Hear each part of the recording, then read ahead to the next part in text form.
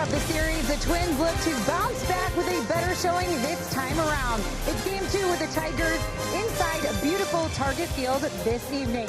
The loss brought the Twins' lead back down to 2.5 games over the Indians in the standings, so it'll be up to Kyle Gibson to keep his team in a position to get back into the win column. He'll square off against Edwin Jackson, who makes just his 4th start of the year. The Detroit righty is 2-1 so far with a 3.86 ERA and is about to face the Twins for the first time this season. Hi everyone, welcome to Target Field. I'm Audra Martin. Injuries, as we all know, are an unfortunate part of baseball, but luckily for the Minnesota Twins, the depth of their talent on their roster has been a huge strength and has helped them overcome those missing pieces on the roster. And all throughout the season, we've seen different guys step up in big ways, and lately, there is no doubt about it, the big guy to do it is Jake Cave. He has been on quite a hot streak for the Twins lately. Over his last 11 games, he's hitting .485, the best mark on the team since August 6th. The same goes for his OPS. It's a streak that helped his batting average jump nearly 100 points since his demotion to AAA at the end of June. It seems to be that those early season struggles are officially in the rearview mirror for Jake Cave. There's been times in my career where I've struggled and I've always gotten out of it, and I watch great players who have struggled and they always get out of it. And I just think if you're a good player and you play the game the right way, then things start falling your way at some point. If you continue to hit the ball hard, you continue to have good at bats, and I just try to do that. And now I'm kind of locked in. And whenever you get in that feeling as a player, you try to do everything you can to roll with it as long as you can, because it's such a tough game. So I'm just trying to roll with it.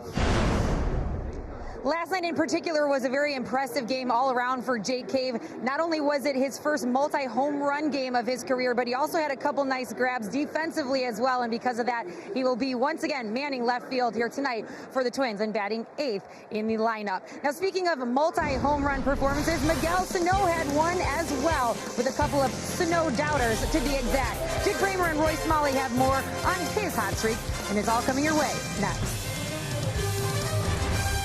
Winning record in 11 and 10, and when you consider that they have given up more than 5.5 runs, an average of more than 5.5 runs per game, it's clear that the Twins need to pitch better, and Kyle Gibson hopes to come up with his best August start here tonight. It's a beautiful night for baseball at Target Field, and the Twins have won just 1 out of 4 in this homestand so far. Ron Gardenhire has seen his team with a tough road trip playing okay. They won a game in St. Petersburg against the Rays. They won a game in Houston against the Astros, and they've already won 1 here. And who knows, by season's end, those might be 3 of the 5 playoff teams in the American League side of the playoff field. The Menards batting order for the Tigers: Victor Reyes leading off, Harold Castro, Miguel Cabrera, last night's hitting hero Ronnie Rodriguez, Brandon Dixon, Travis Demeritte, Willie Castro, Dawel Lugo, and Jake Rogers facing right-hander Kyle Gibson. And ball 1, a fastball outside. Tonight's starting pitcher stats are brought to you by Home Furniture. You look at Gibby's stats there. A few more walks than he'd like, a few more ball 2 and ball 3 counts he'd like. See if he can get in the strike zone tonight. And into center field, a base hit. Reyes has a single to start the ball game. And there's no question, and it's figuratively appropriate, I guess, as he stands on the mound, the spotlight is on him. There's a little sliver of light illuminating Gibson on the mound, and there isn't anything wrong with the Twins that better pitching won't take care of. If they can somehow start pitching the way they did in April and May, they should not only get into the playoffs, but they can be a factor in the playoffs. Well, it's really just axiomatic that the teams play the way they pitch. I mean, that's the way it has always been and the way it will always be. Here's Harold Castro.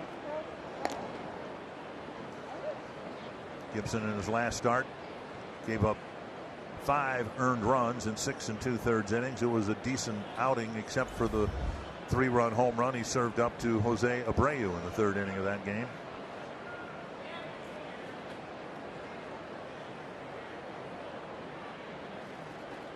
Slow breaking ball, tap foul. Gibson still capable of getting ground ball double plays. He's gotten 14 of them.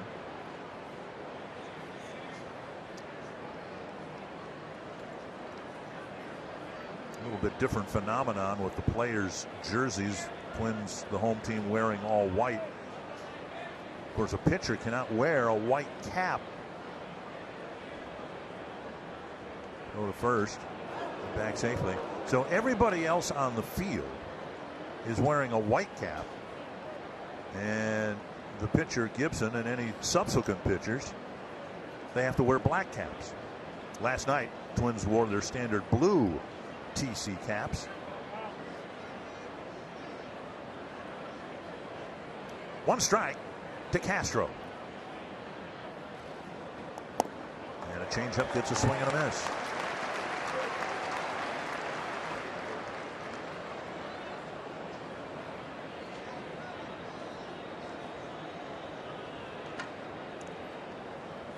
Gibson, with an earlier start against the Tigers, gave up a 3-run home run to Jacoby Jones, a solo home run to Kristen Stewart. Neither player is in the lineup or on the roster right now.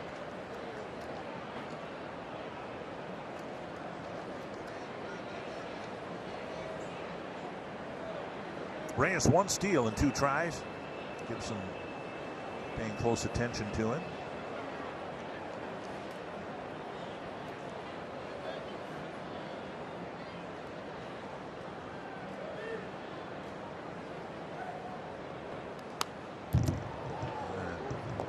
Foul.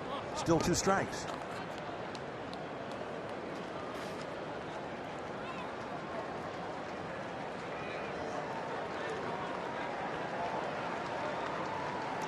So far we've seen a couple of varieties of fastball from Gibson to here to Castro, and one really good changeup. I think that combination is going to be important for Kyle Gibson tonight. Move the fastball around, throw a lot of changeups, especially the left-handers.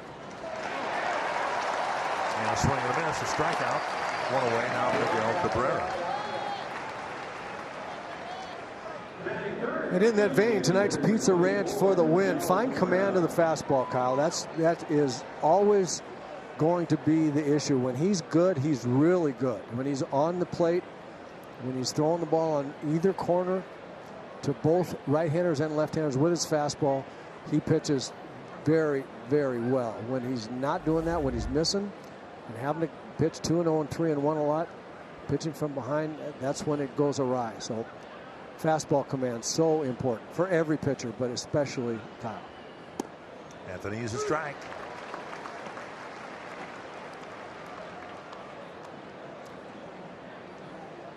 So you look at the pitch selection for the year. Sinker and the 4-seam fastball 50% of the time. He uses the slider and a curveball. Those are just 2 variations pretty much of the same pitch. That's his swing and miss pitch that he likes to use with 2 strikes.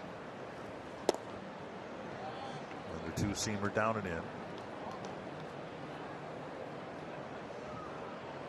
Cabrera's nickname appropriate, Miggy. That's what he's been affectionately and otherwise known in this league for a long time. Well, Miggy had a big night. He had 2 home runs last night. Or, oh, now I got to face Miggy, right? Right. Not necessarily a nickname of affection. 1-1. Out in front, 1-2. And you got your jersey. I did. That was nice of him.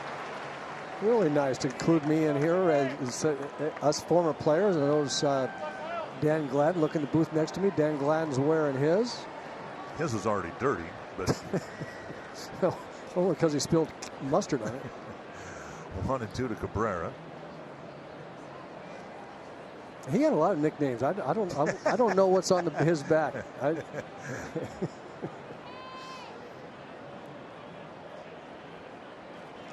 That's a close play. Safe at first.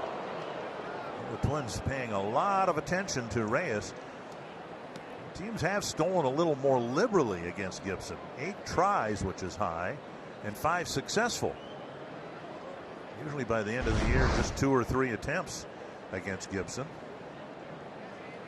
Very close, but safe, and no challenge. That's a good tag there by C.J. Cron. tough, as I've mentioned many times, tough for the right-handed thrower over there. Glove on the left hand, catch the ball backhand and bring it back. That was a pretty good effort. Bouncer to short. Cabrera doesn't run well, so they should get 2. And Gibson pitches around the leadoff single. 10 pitches, 8 strikes in a good first inning for Kyle. After a half inning, Gibson faced just 3 men in a very efficient first inning. The Twins, for whatever reason, have a better record on the road than at home, and they've had a tough time, particularly during the last couple of homestands, picking up wins. See if this Menards lineup can get the Twins back in the left-hand column. Max Kepler followed by Jorge Polanco, Nelson Cruz, Luis Arraez, Miguel Sano, Marwin Gonzalez, Mitch Garver, Jake Cave, and C.J. Cron. And tonight's starting pitcher stats for Edwin, and he's been around a long time. Edwin Jackson, looking at him over from Toronto to the Tigers. Delivers outside to Max Kepler. Jackson, major league career started in 2003 with the Dodgers, and then we'll see if I can get through the rest of his resume here before the 4th inning. Fouled away. All right, 3 years with the Dodgers, then 3 years with the Tampa Bay Rays, with the Tigers 1 year, then the Diamondbacks, the White Sox for a couple of years, St. Louis, Washington, the Cubs for parts of 3 years, Atlanta, Miami, San Diego Padres, Baltimore, Washington again, Oakland, Toronto, and now Detroit. 14 different teams, which is a record. And in the case of the Tigers, he's, rather than trying for a 15th or 16th team, he's starting to repeat teams. There aren't many left. 2-1 to Kepler. That's a foul ball. I really like that. I love that he's done that. I mean, here, I'm a major league pitcher, and I'm going to pitch in the major leagues until they I'm going to keep going out there for whoever wants to use my services. I'm just going to, until they drag me off the field. I'm a big league pitcher, and that's what I do. I think that's cool. 2-2 to Kepler, then Polanco and Cruz.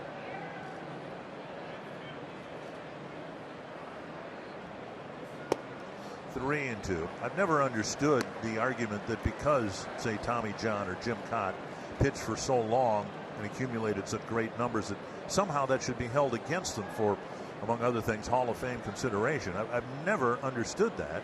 If someone's willing to pay you to try to get people out, there's a ball lifted to right field. Demerick going back, and that ball is gone. He did it again. Max Kepler's 35th. Into the flowers, and it's 1-0. We talk all the time about how the scouting reports get around, and pitchers and managers and pitching coaches know what guys are doing and not doing. I don't know how anybody throws Max Kepler a breaking ball strike, especially if he has 2 strikes on him. He has been so good on that pitch.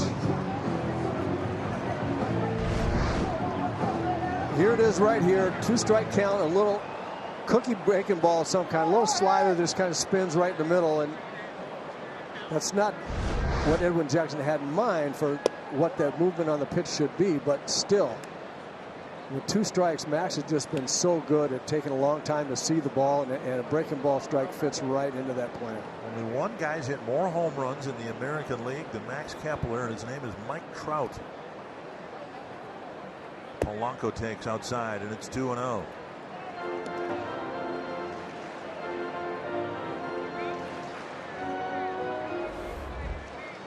Kepler, he's scored his 88th run and driven in his 85th. 2-0 to Polanco. And now 3-0. You with me on that? For a pitcher who's pitched for a long, long time, why is that somehow a debit rather than a credit? I am absolutely with you on that, and it's kind of like when fans used to boo, you know, and say you shouldn't be in the live. Don't talk to me. If you talk to the manager, he keeps putting me in there.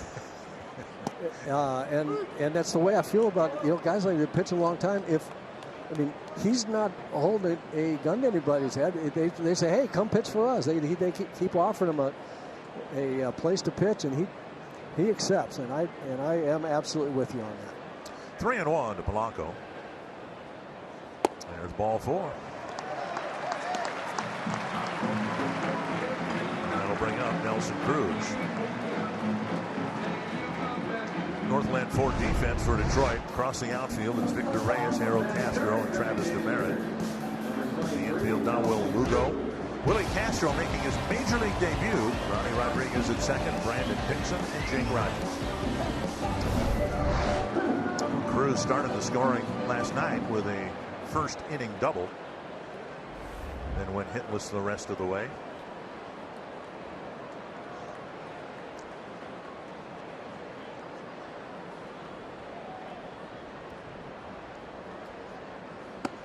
Up high, ball 1, and since the home run, Jackson has yet to throw a strike. And frankly, I look at matchups stuff against hitters, and not much stuff is too good for Nelson Cruz, but I don't see an awful lot of stuff that Edwin Jackson has that can get Nelson Cruz out consistently over 3-4 at bats. That's a good breaking ball there in a fastball count after having not thrown any fastballs, as you said, Dick, but I just don't think consistently that Jackson's got anything to get Nelson out with. We'll see. And that one taken for a strike.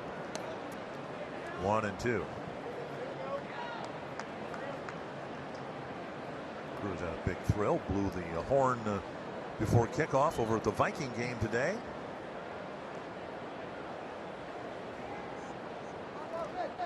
That would be a thrill.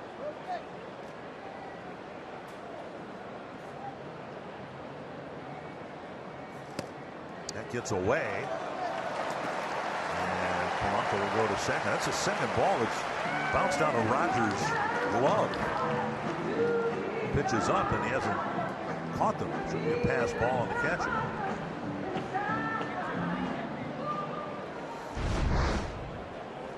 The ball just clangs in there. The old timers would say, would yell out, "Let the air out of that glove."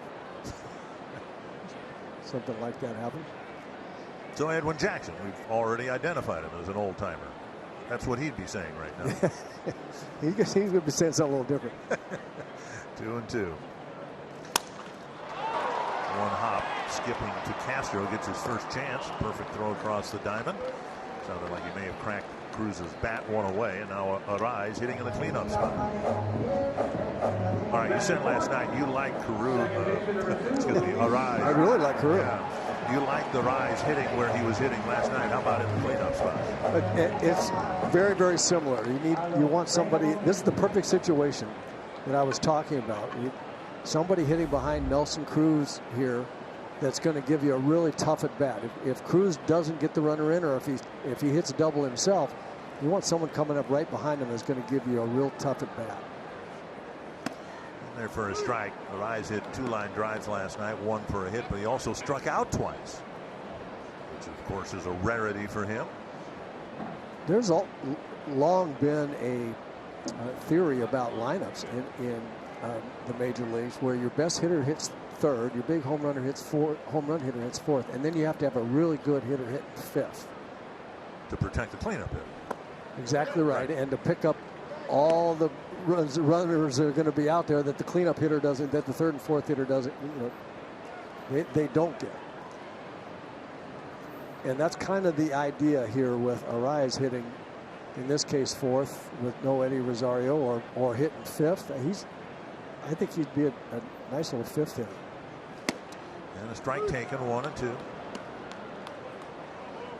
I was talking to Rocco Baldelli about Arraez and just that, about where he might put him in the lineup and for those reasons, and he agreed. And he said, I just know that I'm going to get that great at bat, and he wants somebody in these kind of spots that's not a strikeout guy. 1-2 to Arraez. 2-2. It's one thing to take a pitch.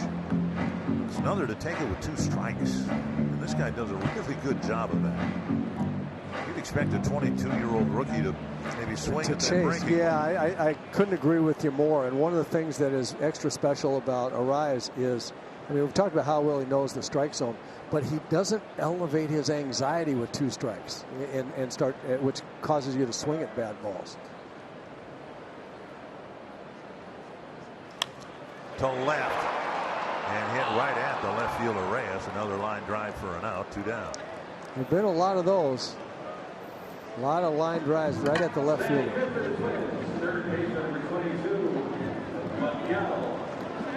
Spanish for the Sprinkler, which is a really appropriate nickname for him because he sprinkles hits all over the outfield. He said that nickname was given to him by the fans in Venezuela. Here is Sano. Hit 2 home runs last night. Now 25 on the year. Twins have 2 players with more than 30 home runs, Cruz and Kepler. And Sano looks like he's going to get there sooner, if not later, outside a ball. And then you've got Rosario with 27. Garver, if he gets hot again, might threaten 30 home runs this year. He has 23.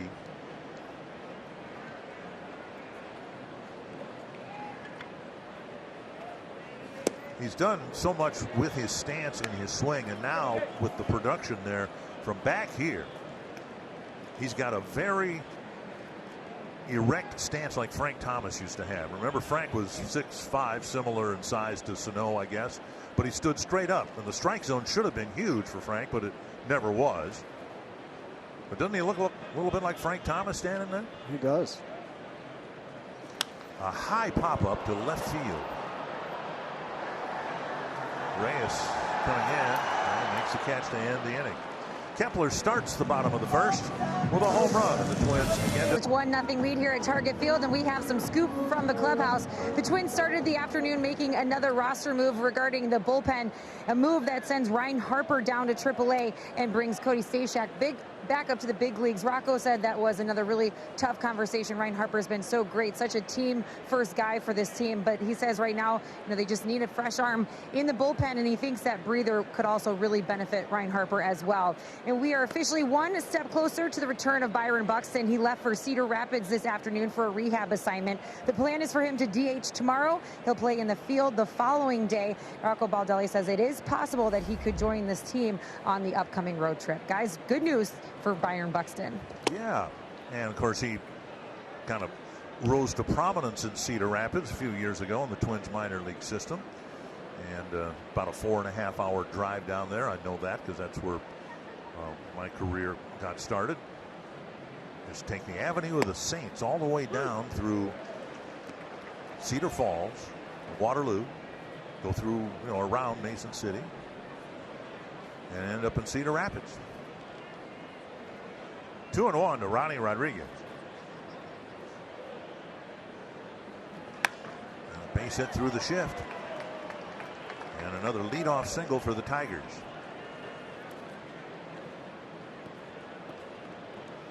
Northland Ford defense for the Twins with Jake Cave swinging a hot bat back out there in left field. The hope is Eddie Rosario will avoid being put on the injured list. Kepler in center, Marwin Gonzalez in right. Sano, Polanco, Arraez, and Crone the infielders, and Mitch Garver behind the plate. Runner aboard, here's Brandon Dixon.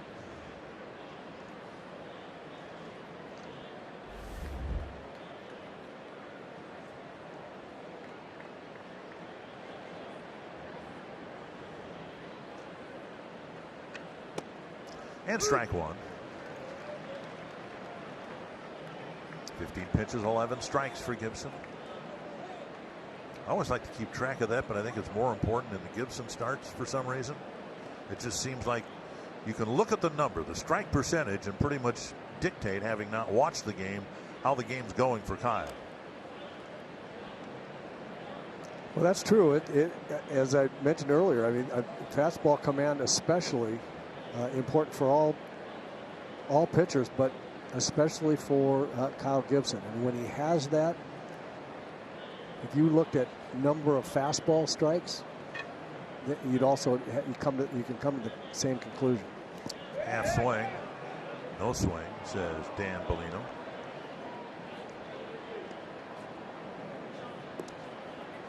Now he almost got Dixon to chase that pitch, in part because he was ahead 0-1. Guys don't chase a whole lot when they're, when the hitters are ahead. That's not when they chase. And they chase an awful lot more when you've pounded the strike zone, when they know fastball strikes are imminent. Big swing and a miss on a breaking ball, 1-2.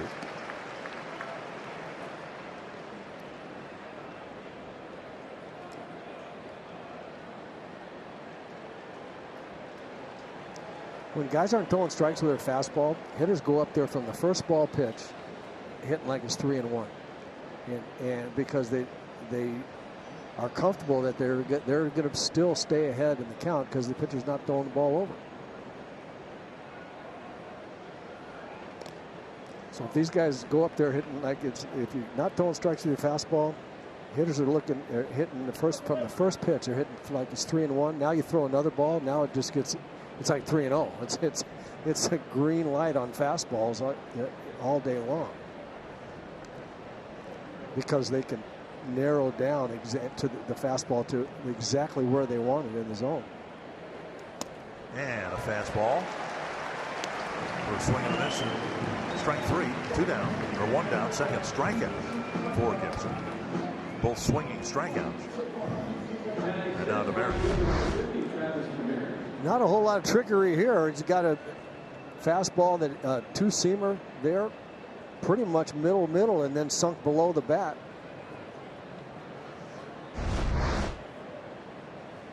And we saw Jose Barrios early in the ball game last night.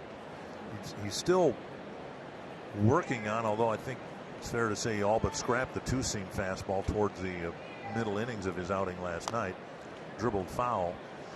But it doesn't seem like Barrios has either the sink on his two-seamer nor the command.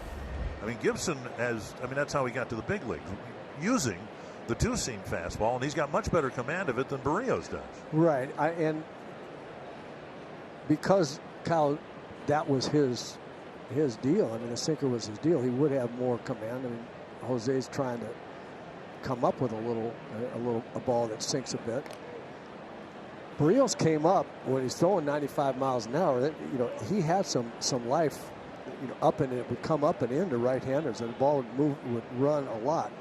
But a running fastball, a ball that just moves a lot, is different than trying to get strikes and outs with a sinker. Those are two different things. 1 strike to DeMeritt. And a check swing foul, 2 strikes. So he's got a good sequence. He's got a good sequence of pitches going right here. He started with a good breaking ball to get strike 1. It was clear that DeMeritt was looking fastball, as they've been told. I mean, the scouting report is go up there and get on the fastball for Gibson. He's going to try to get ahead. So he gets ahead with the breaking ball, and then buries a fastball in on his hands, 0-2. So now he's put some confusion in the hitter's mind. He's got a chance for that put away breaking ball down and away. Foul ball, and Cron just out of his reach. So he tried for that. He tried for his put away breaking ball, his strikeout pitch, and just got too much of the plate. You saw where Mitch Garver's target was, right out on the outside corner. The ball it was a good pitch elevation wise, but it just wasn't quite out far enough to get to miss the bat. Got a lot of ways to go here again. He can come back in hard with a fastball, or he can go away with something softer. Foul away. Change up.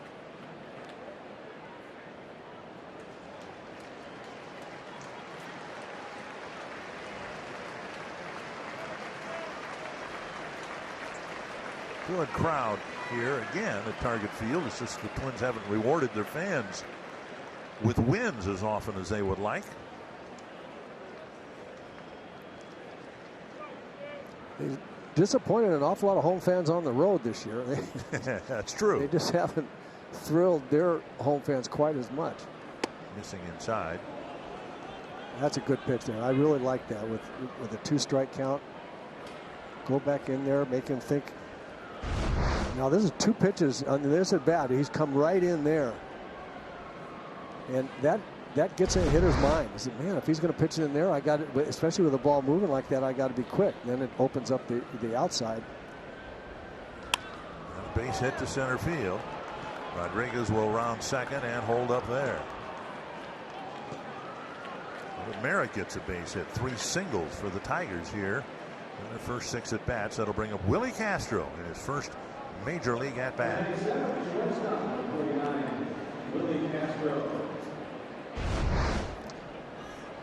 So he wanted to come back in. Pretty good pitch. Just got it up where Merritt could muscle it away from him.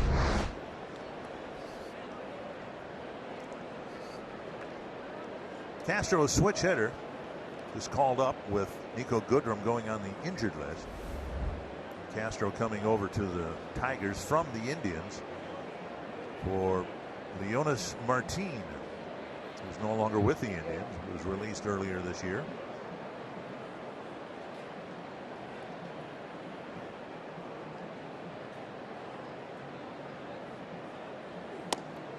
Outside, ball 1. Looking at the minor league numbers, not that they necessarily can predict anything up here, but it looks like this guy can hit a little bit.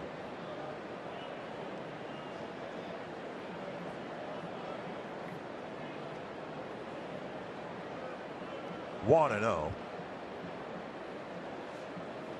Big cut. Foul back.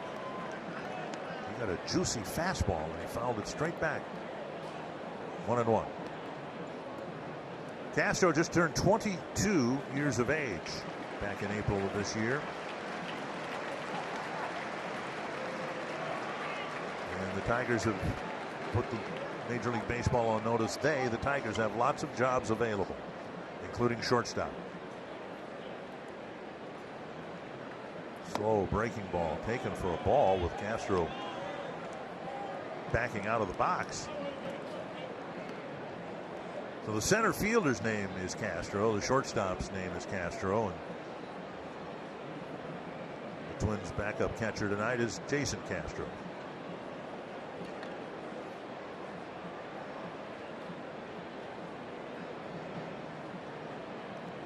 Two and 1.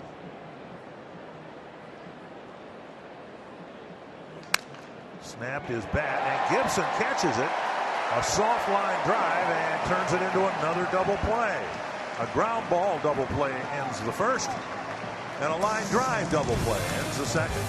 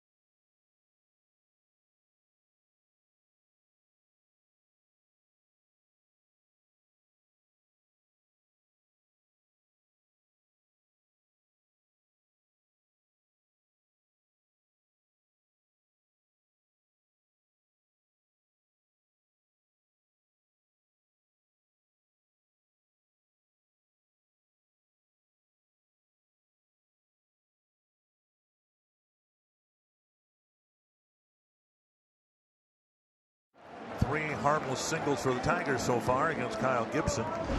Peanuts Night at Target Field is Thursday, September 12th. A limited number of Peanuts Night ticket packages are available that include a game ticket plus an exclusive Twins-themed Snoopy collectible bobblehead. Get your tickets today at twinsbaseball.com/peanuts. Marwin Gonzalez leading off the second for the Twins, and he takes down and away ball 1. Gonzalez, Garver, and Cave here in the Twins' second.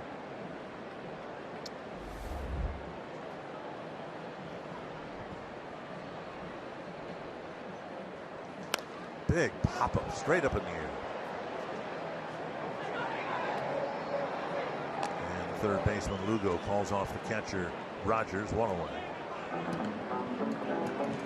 And that'll bring up Mitch Garver. While the Twins are playing the Tigers here, the Indians are playing the Royals in Cleveland. Scoreless in the second, but Jose Ramirez has just left the ballgame for Cleveland with a right hand injury.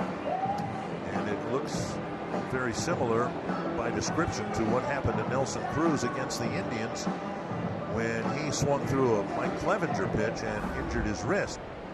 So Ramirez had to leave the ball game with a right hand injury suffered during a swing. Here's Mitch Garver.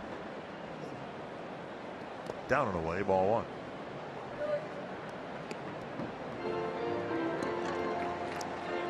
Well, that would be a blow for Cleveland if Jose Ramirez is out for any length of time. That you don't replace a guy like that very easily or at all in that lineup. Indians have had more than their share of serious injuries, with Corey Kluber breaking his arm. Clevenger was out for a while. Carlos Carrasco's ominous diagnosis of leukemia. They have had some awful luck injury-wise, for sure. 1 and 2. Position player-wise, they've, for the most part, that core stayed pretty healthy. We hope the best for Jose Ramirez and the Indians. We said we want the best players for both teams to decide this race. Francisco Lindor was out for quite a bit to start the season. That hurt him. 1 and 2 to Garver. And down and away, 2 and 2.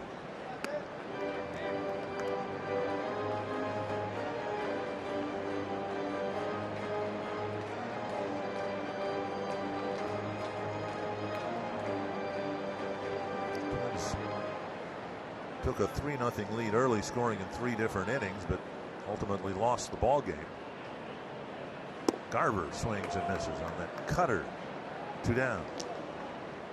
And that'll bring up Jake Cave.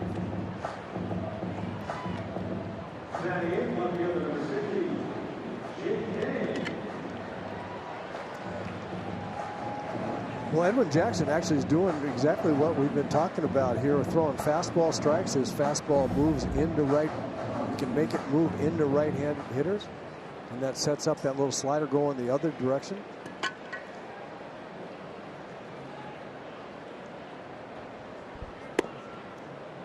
A ball.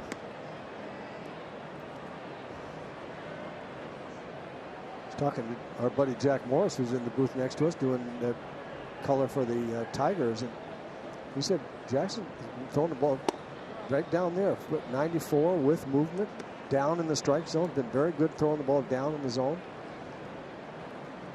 There's Jack. 2-0 to Cave. See if Jake can get a low fastball here, right where Jake likes it, about knee high, in the middle of the plate. Off the plate. Twins haven't had a particularly good August, but Jake Cave has. When he first entered the lineup this month, back on August 4th, he was hitting 193. And the average up to 270. See if he's green lighted here on 3-0. He had 2 home runs last night. Takes wide, a 2-out walk, and that'll bring Cron to the plate.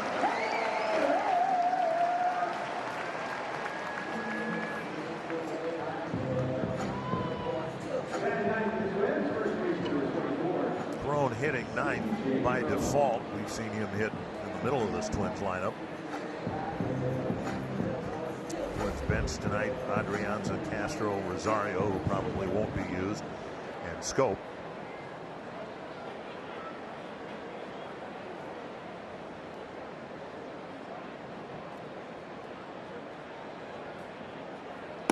on the outside edge, strike one. C.J. Cron's one guy that I would point to and say, man, I hope he can get hot again like he was in the first half of the season. Not only was he hitting some home runs, but he got some huge hits, doubles all over the field, big situations. He hasn't quite been the same since he came back from the thumb injury that he had. And it's apparent the thumb is still bothering him. It probably will bother him until he doesn't do anything for about 3 weeks, which we hope will be sometime in November. Right.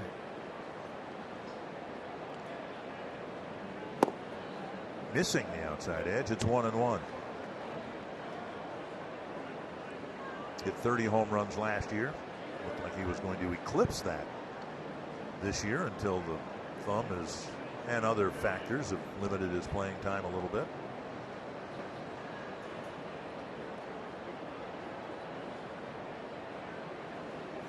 Foul back. 1-2.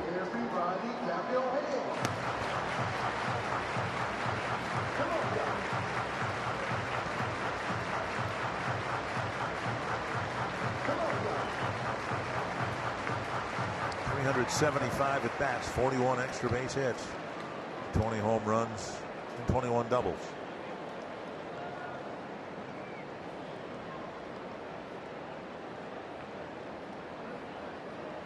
One and two.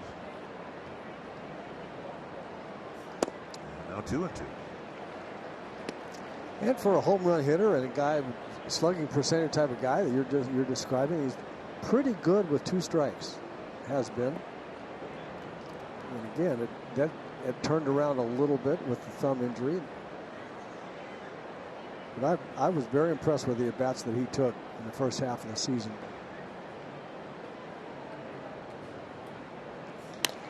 Ground ball to third. Lugo goes the short way. Forced play at second base. And the Twins are done in the second. They've got a 1-0 lead. Again, that date September and 26th. Now, I would be there because I am a big proponent of Feed My Starving Children, who've packed food a couple of times. But we're going to be in Detroit. The Twins are, for the last road trip of the year. That's to left field and hit deep. We got a tie game. A home run for Dawel Lugo, just his second of the year. And the Tigers again get a leadoff hit, this time a home run to tie the game.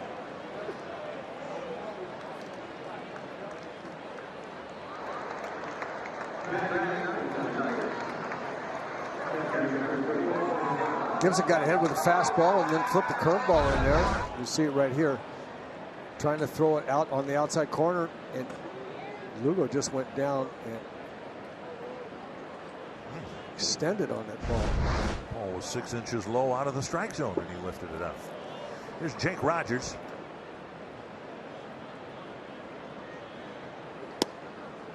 On the outside corner, a strike. Rogers just 8 hits in 64 at bats, but half his hits have been home runs.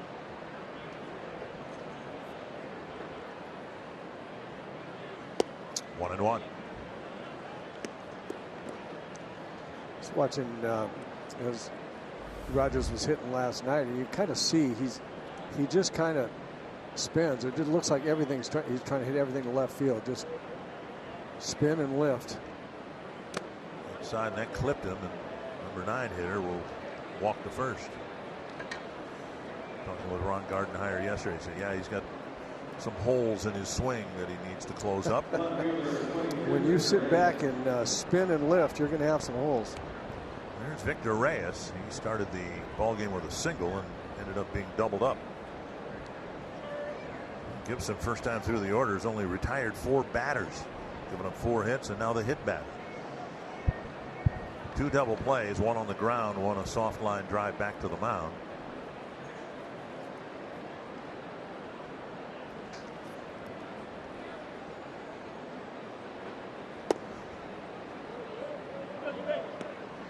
Ball 1.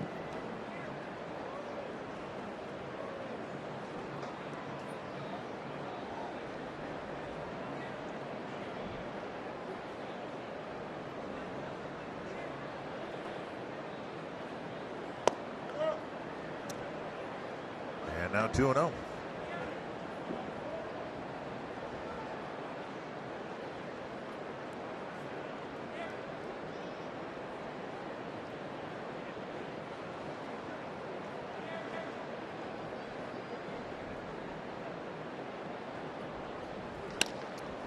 Could be two. Right through the legs of an eyes. And it'll be an error on the twin second baseman. Certainly they had one. Reyes runs well. He might have stayed out of the double play, but an error nonetheless. First and second, nobody out.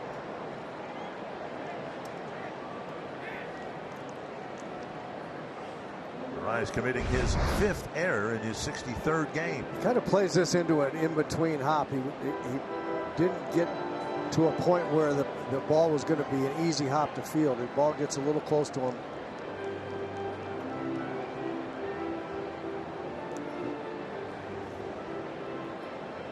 Ball came up a little bit. I'm going to check that. That ball just should have been caught. Something there fooled him in terms of how that ball accelerated at him. And I don't know if he was in a hurry to try to make the double play, knowing that Reyes runs pretty well. Something caused a little loss of focus there. But that's a ball the play should be made. Now Harold Castro struck out his first time up swinging. Gibson got the relatively firm ground ball, hit to an infielder. Could have been 2, at least 1, but no outs recorded.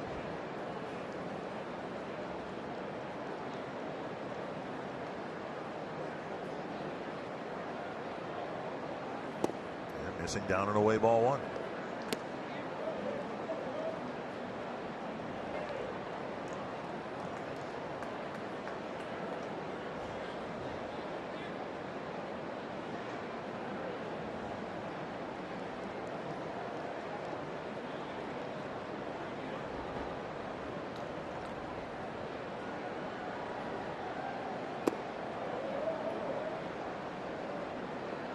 Breaking ball misses.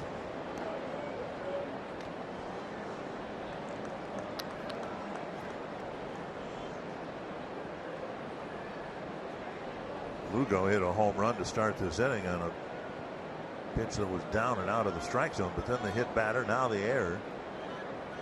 And a 2-0 count to Harold Castro. Foul back 2-1. The pitch right there is what got Castro in the first inning. Gibson got to 2 strikes and then threw the ball by him up high. So they went back up there 2-0 to get back in the count. He still looks like that's not his favorite spot up there.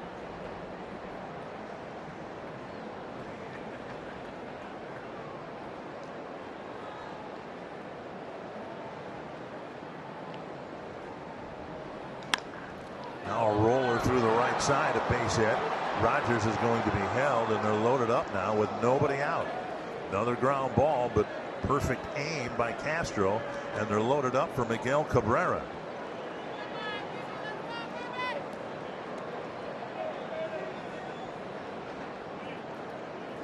Gibson's going to throw a lot of ground balls. We know that. Some of them are going to find holes. We know that. The ones that hit at guys, we got to make those plays. Here's a little change up.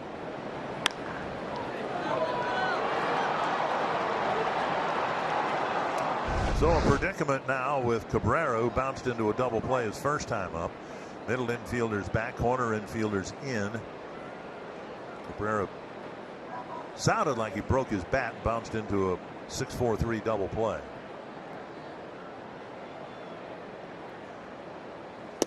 Breaking ball, gets a swing and a miss. It was in the 3rd inning in his last start that Gibson had a base open and pitched to Jose Abreu, and Abreu clobbered the first pitch into the next county for a 3-run home run. And the Twins were never able to recover.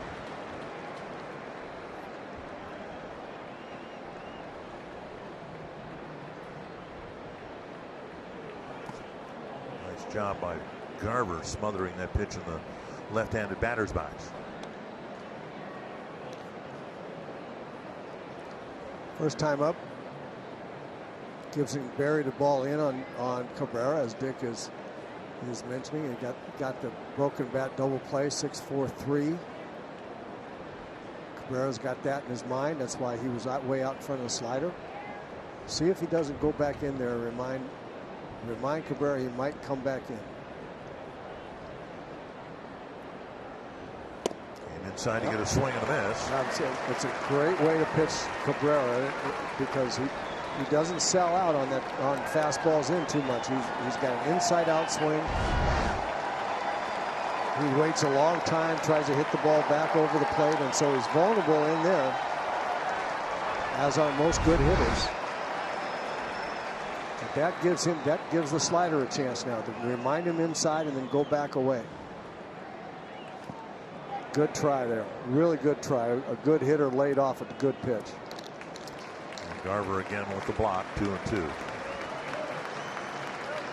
Nobody out here in the third. The Tigers have already tied it up on the Lugo home run. And a hit batter, an error, a single. And Gibson's in a big time third inning jam.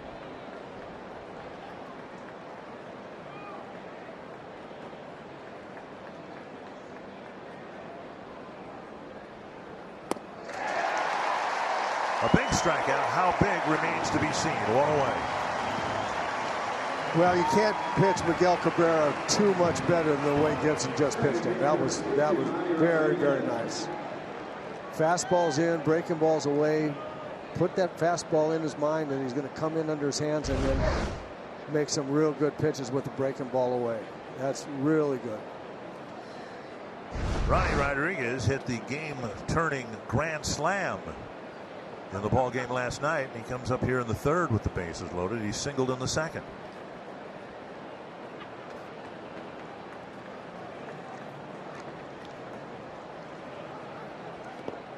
Blocked by Garver.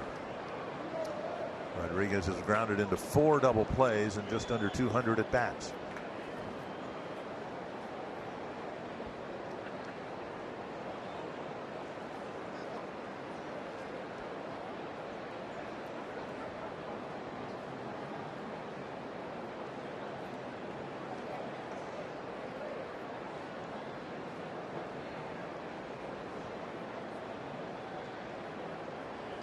High fly, right field.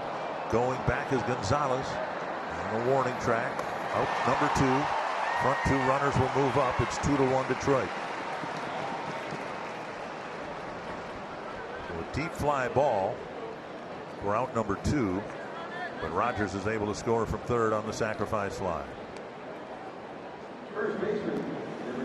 And now Brandon Dixon. And that was very close to devastating pitch right there and swing by Robinson. By Rodriguez. That curveball hung just in the plate,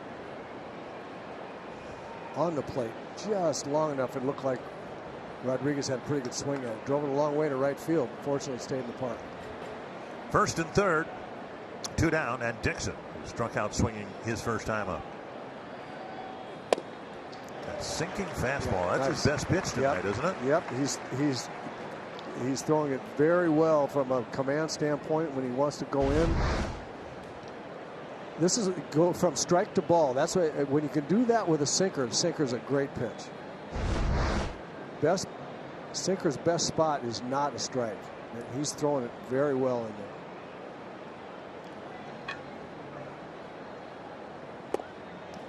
Missing down and in with an off-speed pitch. See if he can get out of this. He gets out of this with just these 2 runs. That's after the error. That'll be pretty good pitching. Gave up the home run, then just 1 more run allowed with bases loaded and nobody out after the error. That would be well done.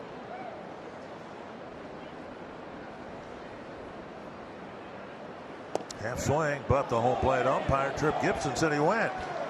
I don't think he did. And I'm 100% in Dixon's camp here. You got to ask for help there. I just don't think that an umpire needs to feel, a home plate umpire needs to feel like he can make that call. That's a check. That's a check. And if he'd have gone down to the first base umpire, I think the first base umpire would have said no swing. 1-2 to Dixon.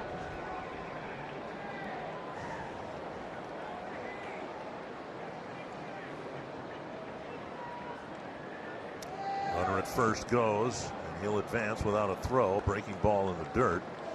And Castro advances to second base on a stolen base.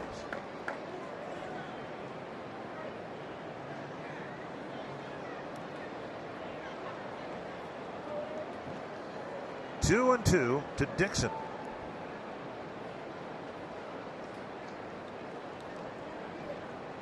And now the pitch count's up over 50 for Gibson after a couple of quick innings.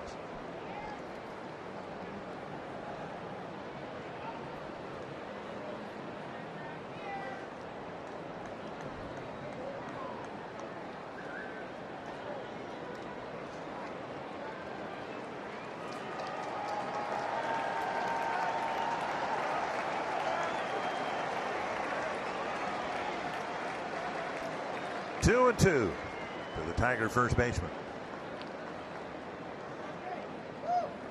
Change up, got it. Damage kept to a minimum. Earned run and unearned run. The Tigers take a 2-1 lead. For the third inning. Go back to the StatCast home run. StatCast AI powered by AWS. Well, he got a little slider in the middle of the plate. He might have been trying to throw a cutter, but when you throw it in the middle of the plate, it kind of acts like a hanging slider. And Max is so good. Got a left and deep to the corner. Reyes is there on the track to make the catch, one away. As I mentioned, Max is very, very good at hitting breaking balls, especially with 2 strikes. Jorge Polanco walked, got as far as second base. Now, 10 plate appearances. The Twins have just the 1 hit. Now, Jackson's walked a couple of men, Polanco and Cave.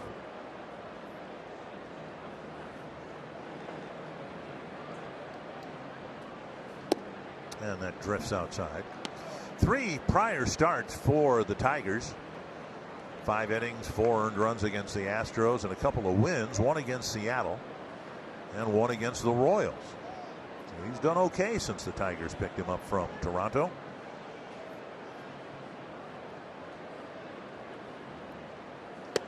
Strike called, 1-1. Polanco on a pace to drive in 85 runs. Crone on a pace to drive in about 80. Rosario about 100. Kepler 100. Cruz 100. Eddie Rosario led the Twins last year with 77 runs batted in. So right now the Twins have 5 players on a pace to drive in more runs than the team leader did a year ago. 1-2 to Polanco.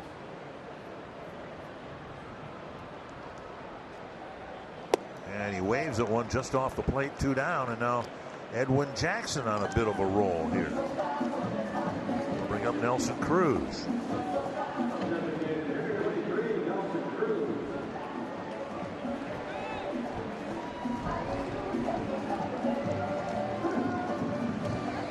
Twins have not had a winning homestand since the All-Star break.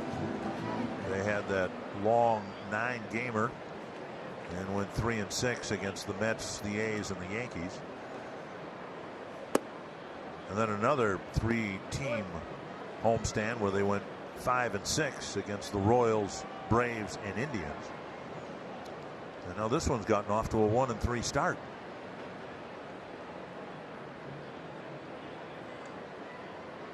Want to know? In between, the Twins have had a 5-1 road trip and another 5-1 road trip. So it's hard to figure that this team is, at least in the second half, so much better on the road than they've been at home. Yeah, I just don't think there's a great explanation for it.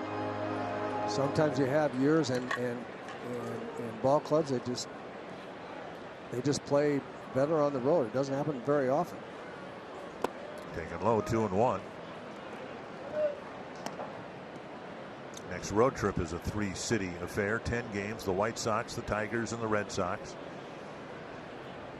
a weekend series in Cleveland, and the Twins close out the year with a road trip to Detroit and Kansas City.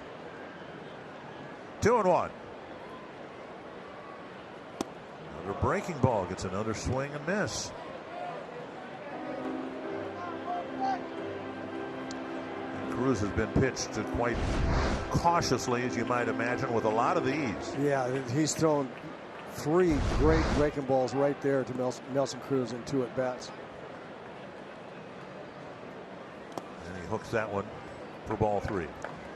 He's pitched him very well. He shows him fastball inside like he might get something like that, and then just goes right out there to that slider on the outside part of the plate.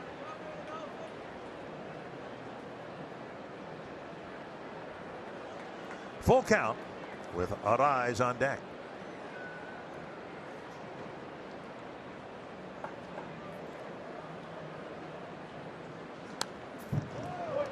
Back to the screen.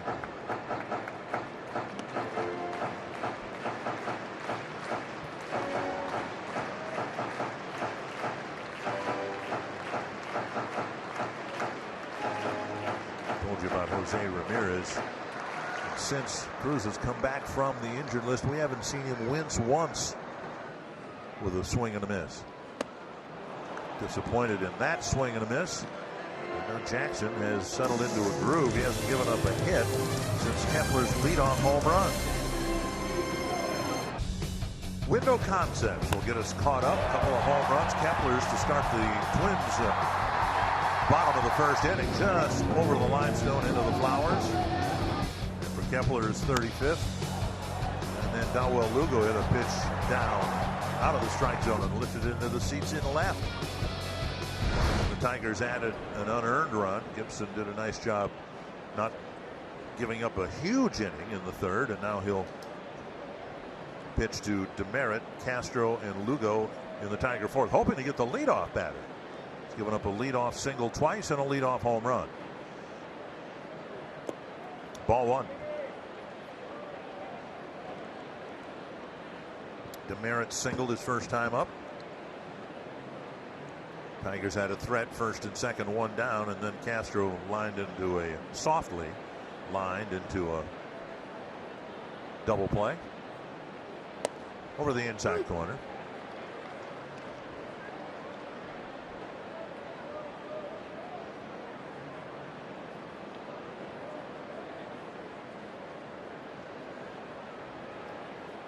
All the players, in addition to wearing personalized jerseys with nicknames. Bouncer toward the hole, backhanded by Arraez, throwing on the run, but off target. It'll be another leadoff hit. Demerit leads off the fourth with an infield single.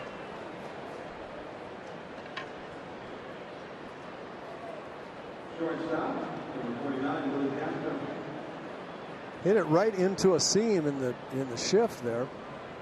The American run well. He might have beaten an on-target throw.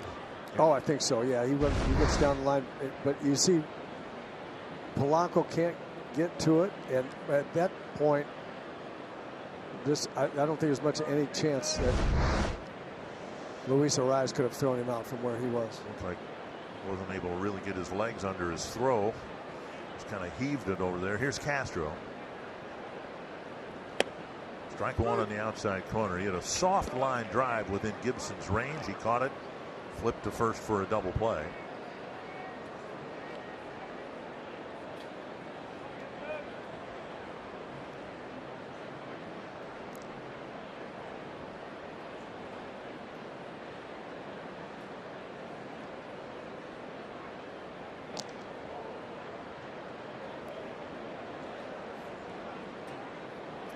Say all the players wearing the number 45 in honor of Tyler Skaggs, who passed away earlier this year.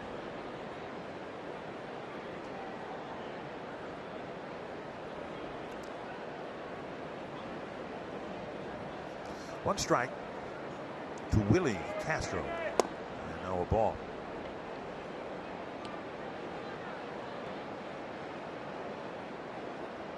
Played the Angels 6 times, beat them 5 times, and the only game they didn't win, the win went to Tyler Skaggs.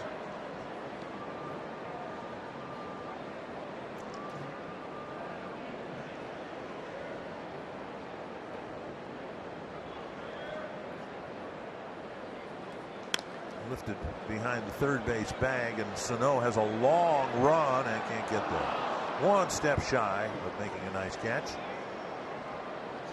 And it's 1-2.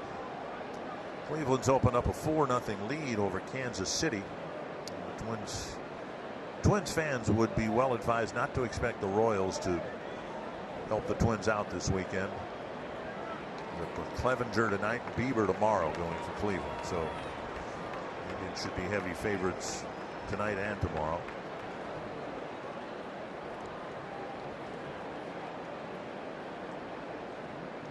And Twins are in a position now that they don't need to rely on anybody else. They have a 2.5 game lead. They control their own destiny. Just win your game and nothing bad will happen. 1-2.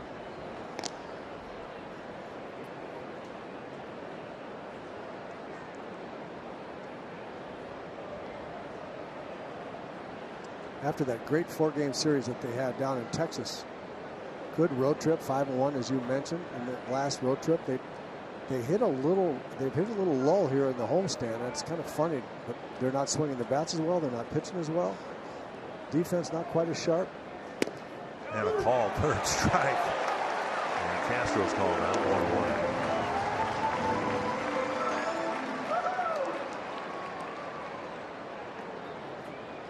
Well, if you hit the glove, that was exactly where the target was, and early on the umpire could see that. Target was right up in front of the umpire's eyes, and Kyle threw it up there. I'm not exactly sure that's where Kyle wanted to throw it, but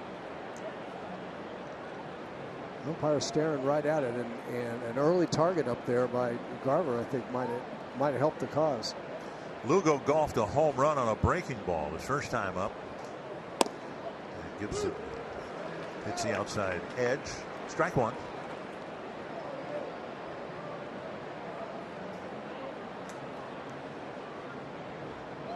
And Lugo's second home run of the year. Tigers have hit the fewest home runs in the American League, but they've hit more than their share against the Twins this year. And that's a ball base hit. Rounding second and holding up there. Now Cave throws behind the runner, first and second. Been a few of those again here tonight. 4 hoppers that have been hitting a good spot. Both hits this inning. We're seeing high singles. Well, I don't know if it's just Kyle Gibson's curveball or if Lugo's a good breaking ball hitter, but it looks to me like the latter. He went down and dug out a low curveball that most pitchers would think, yeah, that's a pretty good pitch for a home run. Then he gets a hanger. Most guys are going to hit that one.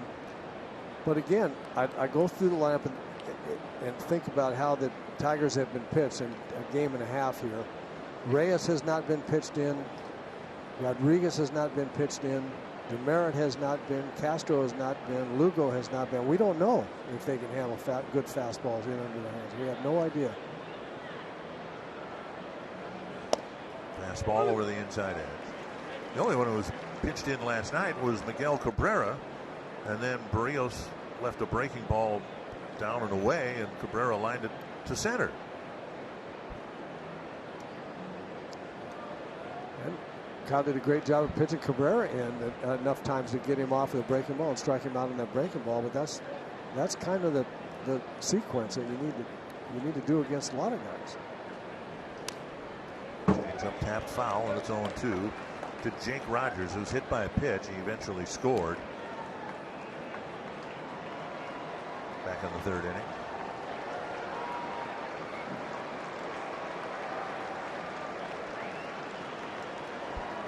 Twins have been out hit 7-1. Last night they were out hit 17-9. Yeah, they're knocking the ball all over the ballpark last night. 2 strikes to the catcher.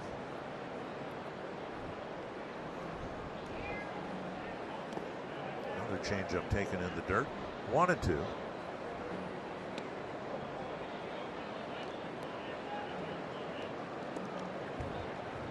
Yeah, it's been an issue in the month of August, particularly, that Twins have simply given up too many runs. And in many cases, too many unearned runs. Giving up more than 5.5 runs per game in August.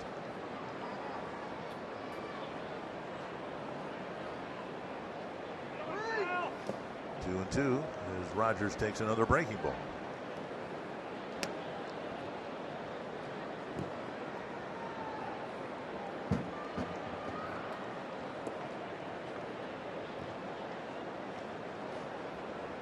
Victor Reyes on deck.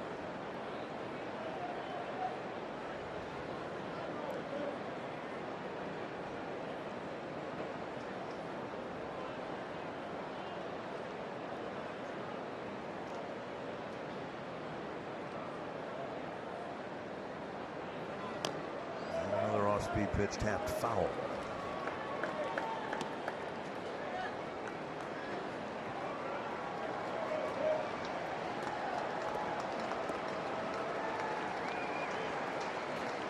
.66 pitches, 43 strikes, strike percentage of 65.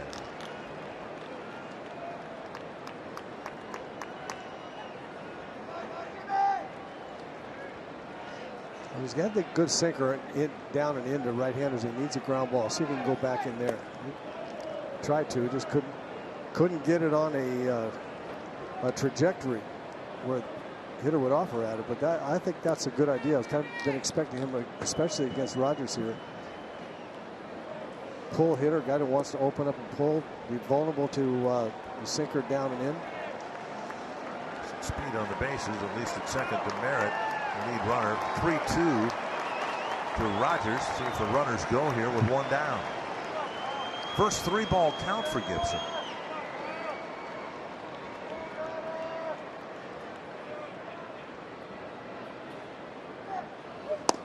Got him on the outside edge. 2 strikeouts this inning, both uncalled third strikes. Came up with a great pitch there. There's their sinker in a perfect spot. He messed around with changeups and breaking balls a lot until crunch time, and then came back and threw that good sinker right in the corner. Now Victor Reyes reached on a rise error last inning. 68 pitches, and it seems like about 60 of them have been from the stretch. Gibson's been pitching under duress all night long.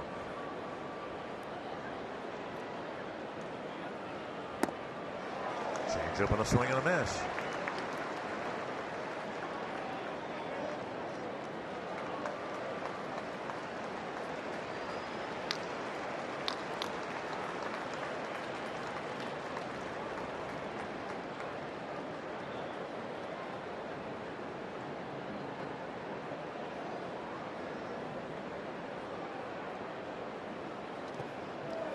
About the 8th nice block by Mitch Garver with men on base here in the first 4 innings.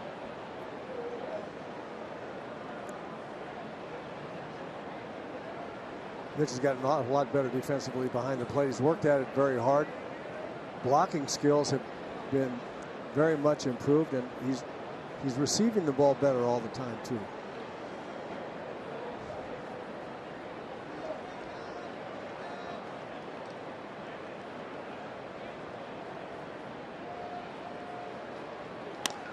Toward the hole and through. Merritt around third. He'll score. And the throw to third base. Now they've got an out at second if Sano delivers a good throw. Now they'll go the other way. And he is out safe at the plate. He put a hand on the plate. So 2 runs will score on the play with the Twins misplaying the rundown.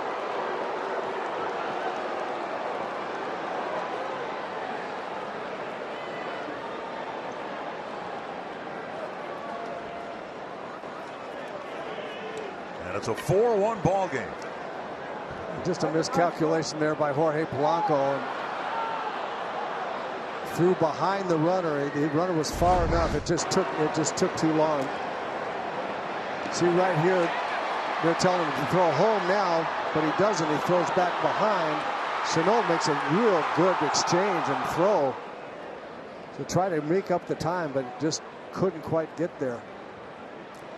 Good play, a good call by Trip Gibson. No challenge by the Twins. Runner at second, 2 down. The Tigers get a 2-out hit that should have scored 1, but not 2.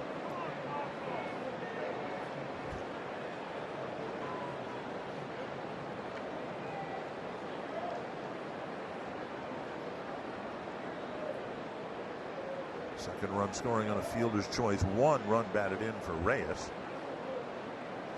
On the 8th Tiger hit.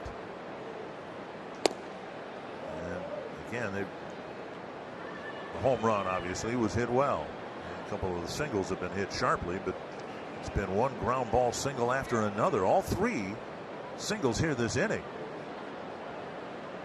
have been beaten into the ground, just finding a seam. In the case of the Demerit single, Arraez cut it off but couldn't throw him out. And now 2-0.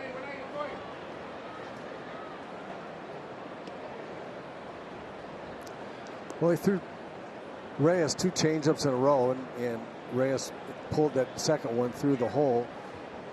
Changeup there to Castro, and I like his changeup an awful lot, but Gibson's, but I just don't believe that you can be effective with a changeup until you've convinced guys that you're going to throw the ball hard.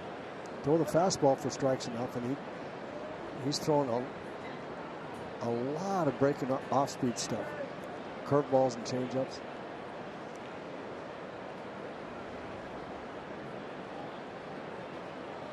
I think both strikeouts this inning, uncalled third strikes, were on fastballs that were taken. Now Cron to the bag. 2 more for the Tigers on 3 singles, and it's 4-1 Detroit. For tonight's showstopper, we head to LA this afternoon, where the Dodgers found themselves in a tight battle with the Yankees. Not much offense for either team until Justin Turner for the Dodgers, the deciding factor, a 2-run shot off of CC Sabathia. That's his 23rd home run of the season, his 13th since the All-Star break. It was the only runs for LA, but it was enough to get the 2-1 win. So game 2 of the battle of the league's best goes to LA. The rubber match tomorrow should be a good one, guys. CC Sabathia pitched a good ball game, but made one mistake. And now Edwin Jackson's out there pitching with a 3-run lead. And he's pitching to Luis Arraez, Miguel Sano, Marwin Gonzalez.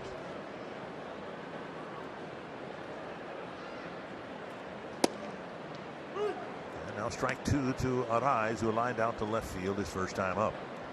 See if Luis Arraez can get his guys going here a little bit with a real good at bat. The Twins need to start stringing some good at bats together.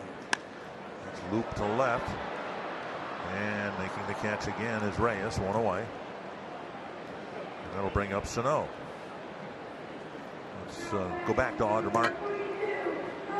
Well, guys, Miguel Sano is one of the many guys this weekend wearing customized cleats, but his are especially sentimental. On one heel is a picture of his son Dylan, on the other a picture of his daughter Angelica, who passed away from a heart defect in 2014, just 1 week after she was born.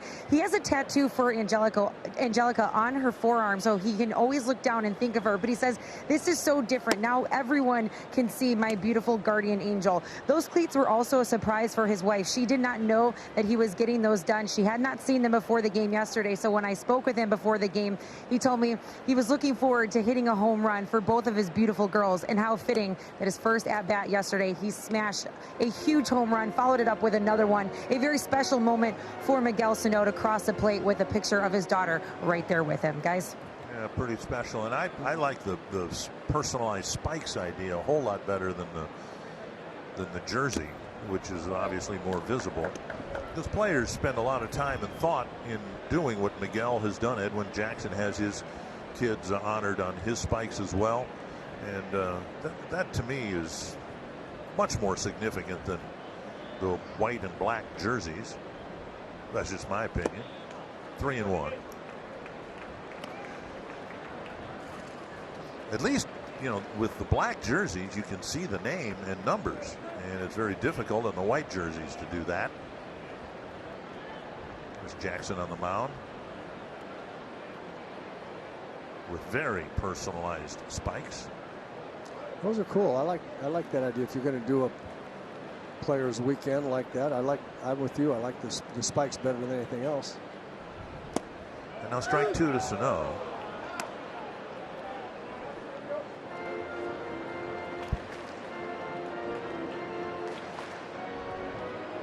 Marwin Gonzalez with some custom cleats.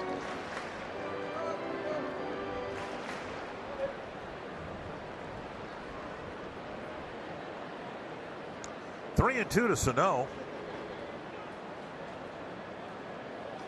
Fouled away.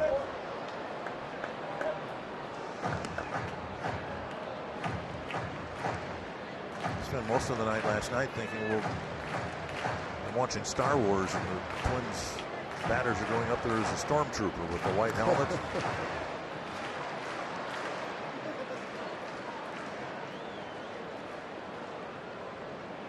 3 and 2 to Miguel Sano.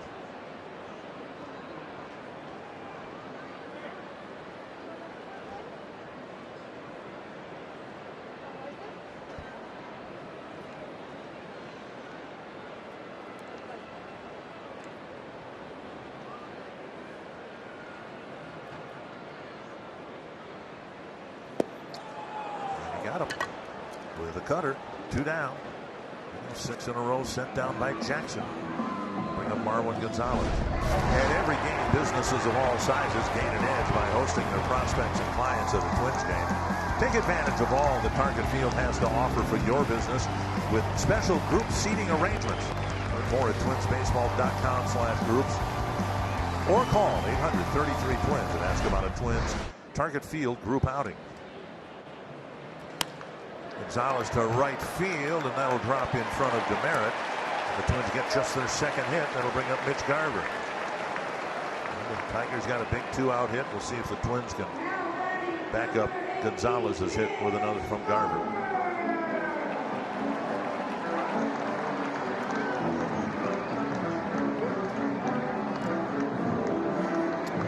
Gorgeous weather. Baseball hasn't been particularly good so far in this homestand. They need a jolt from somebody. Yep. See if they can get it from Mitch here. I don't mean a home run necessarily. Just a good solid at bat. Edwin Jackson's been very good. Garver takes a fastball for strike. Twins have been a little bit unfocused. I don't want to say sloppy, but a little bit unfocused relative to how they usually are in the batter's box. Swinging at balls that they ought not to, taking pitches that they would normally want to hit. And a lot of that's on Jackson. He's moving the ball around really well, changing speeds, but the Twins haven't been real sharp at the plate yet. To center. And a diving catch in center by Castro. And some of the Tigers don't realize that's the 3rd out. The catch was made. That's the 3rd out. Unless the Twins challenge it. They're looking at it right now. That's a catch. The inning's over.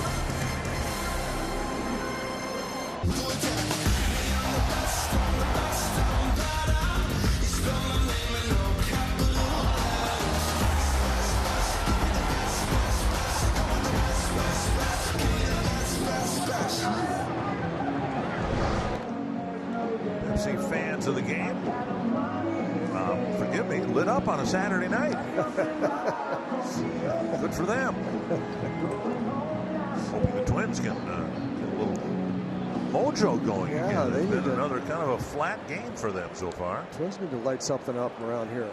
Gibson could stand to retire the leadoff batter. If he does get Cabrera here, it would be his first leadoff batter retired. 8 hits, a home run, and a bunch of singles.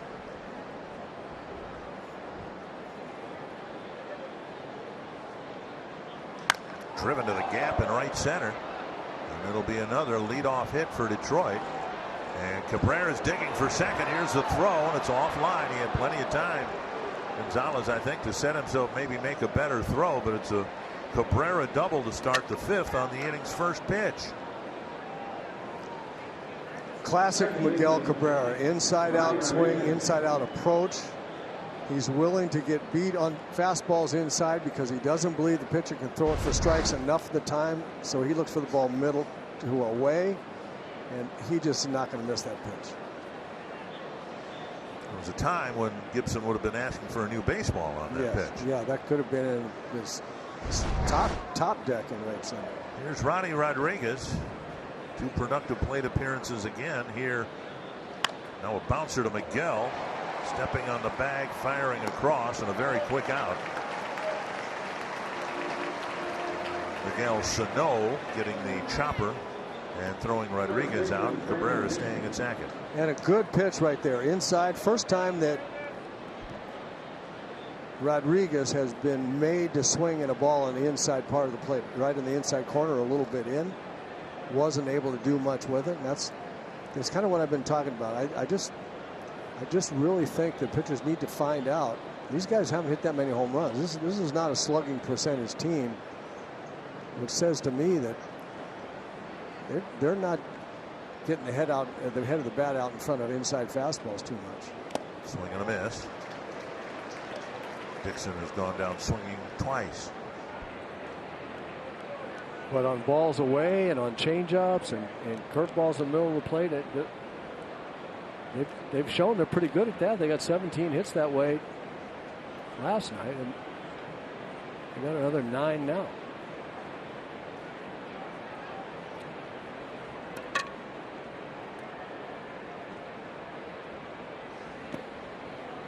Dug out of the dirt by Garver, 1-1.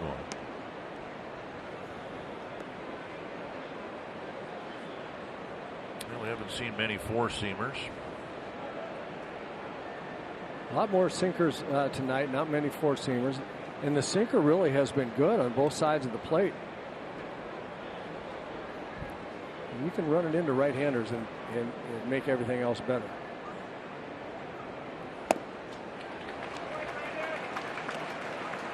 He's been sitting at 91, 92 with that sinker and throwing it in some good spots. Really good spots at 93 occasionally when he's come in hard with 93. I mean, that's effective.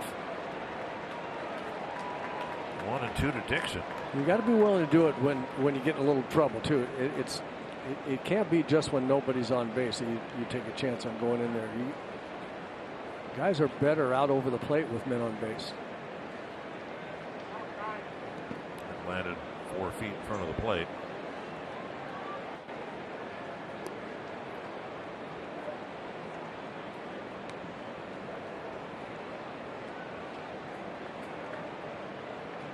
Look at this, the Twins with just 6 at bats with runners in scoring position. The Tigers with 23 again here tonight. Gibson's thrown 85% of his pitches, I'll bet, from the stretch because of all the leadoff hits. And Dixon strikes out swinging for the 3rd time. And now Travis Demeritte with 2 singles.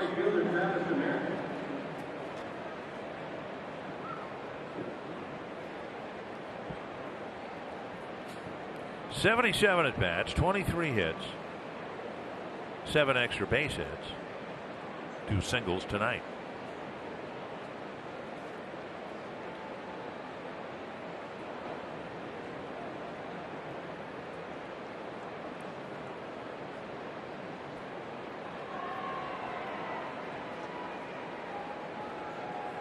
Down and away with a breaking ball.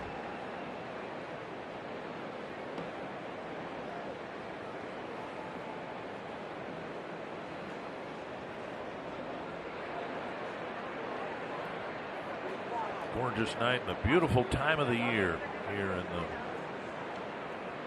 upper Midwest.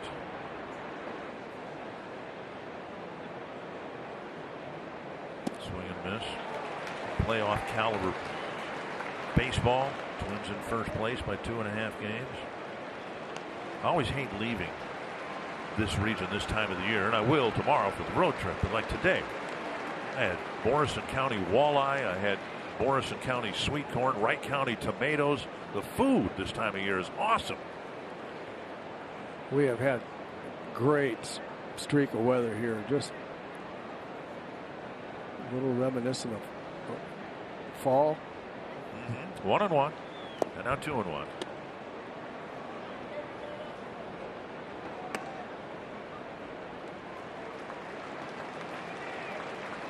The 85th pitch for Gibson.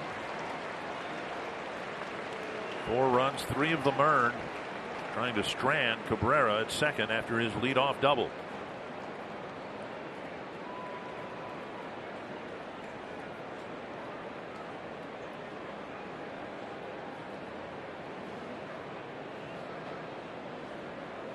And that rolls through the legs of Garver, and Cabrera will go to third on ball 3. All the blocks, and that one went right between Garver's legs.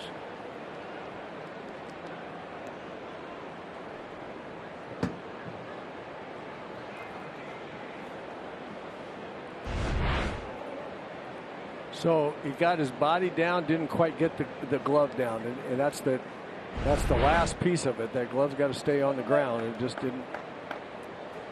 He was expecting a bit of a hop there, and it scooted. Should have been blocked by Garver. It wasn't. Still a wild pitch charge to Gibson. 3-1 now to Travis Demeritte.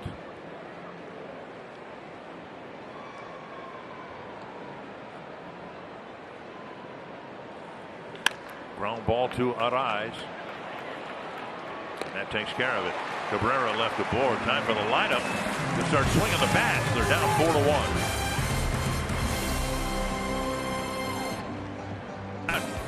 Jake Cave will try to get something generated against veteran, and I mean veteran, Edwin Jackson. Twins have just 2 hits against him. Kepler's leadoff homer in the first, and Gonzalez's 2-out single in the fourth. Cave takes up and away ball 1. Cron and Kepler will follow.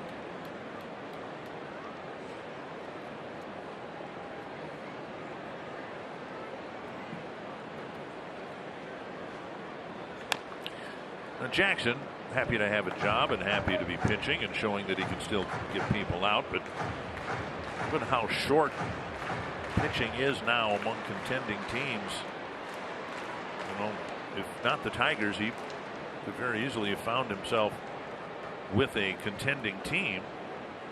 High fly into the right field corner, and Cave bounces one off the fence. He'll dig for second, and Cave is aboard with a leadoff double.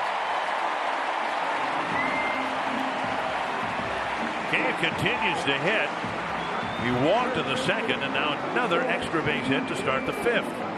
And in this hot streak that Jake Cave's been in, he's been doing as good a job as anybody, maybe better than anybody in the Twins lineup, of taking pitches that he won't hit well and getting the pitches that he can hit well, and then not missing them.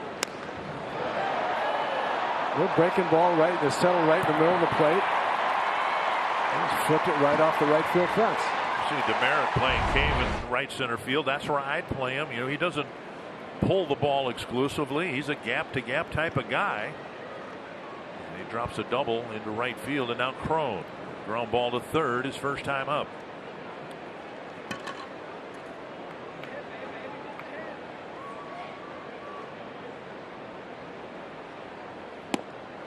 Takes that cutter for a strike.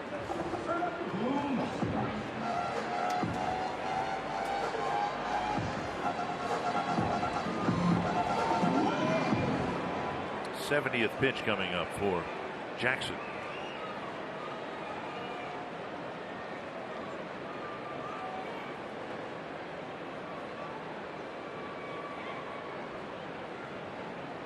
Swing and a miss.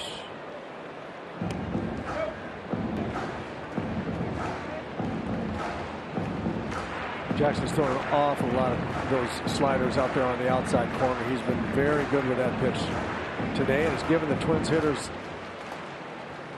a lot of problems time after time. These right-hand hitters have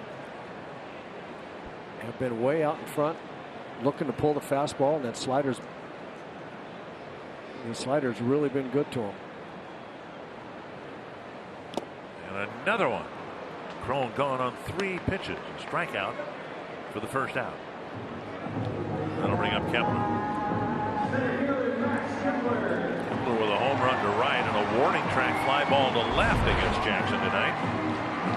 That pitch right there is a pitch that C.J. Cron hit for extra base hits and home runs all first half. Missing that pitch is kind of a great example of how he is just not recovered yet, not all the way back after having that thumb injury. Twins need to cash in after Cave's double, see what Kepler can do about that.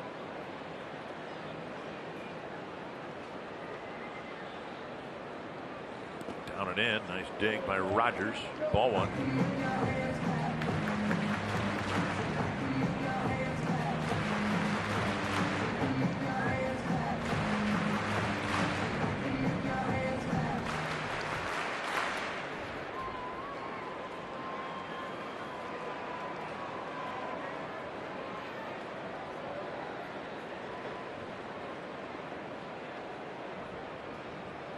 One and 0 to Kepler.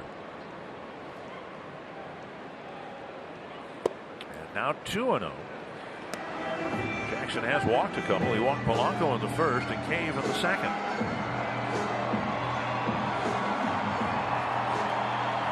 Well, you're right, Dick.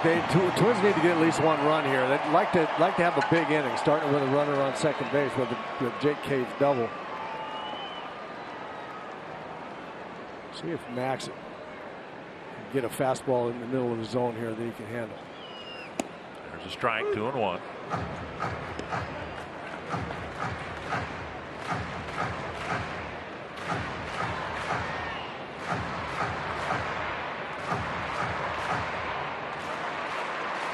Ran into Lucas Giolito, pitched a complete game shutout against him. He was brilliant a couple days ago. Oh man, was he good. Verhagen was good last night, but the Twins still scored 6 runs. Edwin Jackson, you wouldn't figure would be able to stifle this Twins lineup. See maybe what they can do the third time through the order. Yeah, sure didn't think that he would pitch this well against this lineup. But you have to give him some credit. He's thrown a lot of strikes. He's mixed it, a 94-mile-an-hour fastball with a very good breaking ball. 2-2 to Kepler.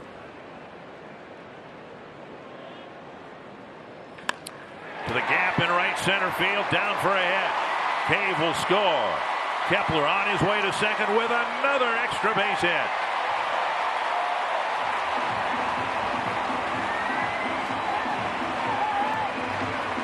Huge at bat there by Max Kepler, get that run in. And did we mention that maybe you'd not throw breaking ball strikes with 2 strikes with Max Kepler? Hit a home run his first time up on a little slider, didn't slide much. Now Jackson comes back, breaking ball. That's down's no good to Max Kepler. A ball on the right at the knees, breaking ball, 2 strikes. Now Polanco represents the tying run. Well, mine was just the eye test. I didn't realize that the stats would back it up that dramatically. Tap to the right side. That's trouble. That's an infield hit. Rodriguez playing back in the outfield grass. He had no chance with Polanco sprinting up the line. And there are runners on the corners now for Nelson Cruz.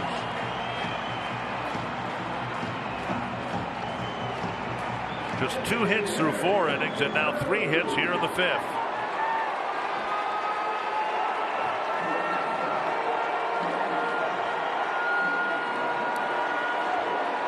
A real good at bat by Cave, a real good at bat by Max Kepler.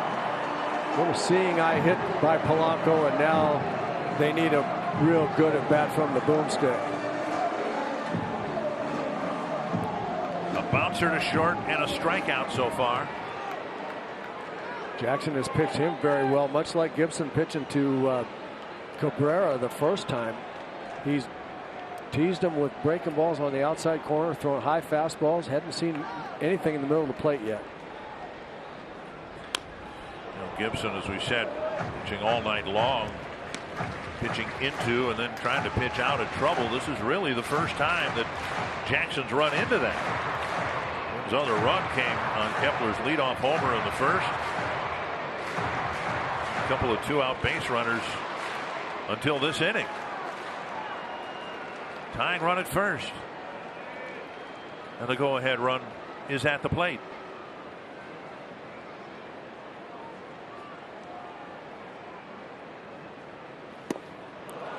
Just spotted that pitch so well against Cruz. Exactly. And to most right-handers. You got Sano out there. You got C.J. Cron. I mean, that's a perfect pitch.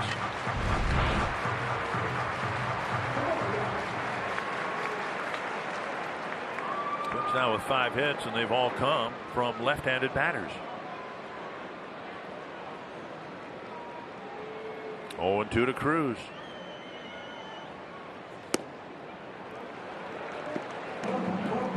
That's exactly what I was talking about, and that's good. That's good pitching.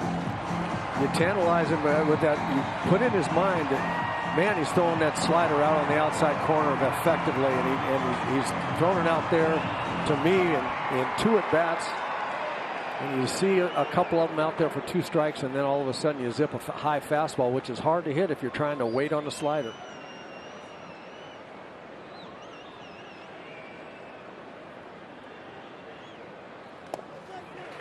Rogers rather with a nice block, and it's 2-2.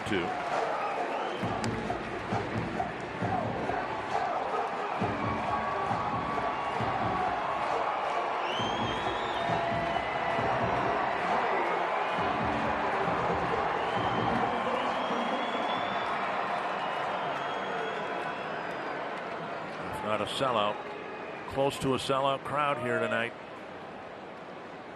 waiting for the Twins to give them something to get fired up about.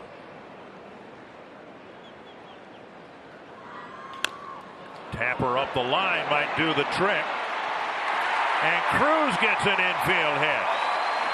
And it's 4-3. And the Twins hitters now hitting in some good fortune.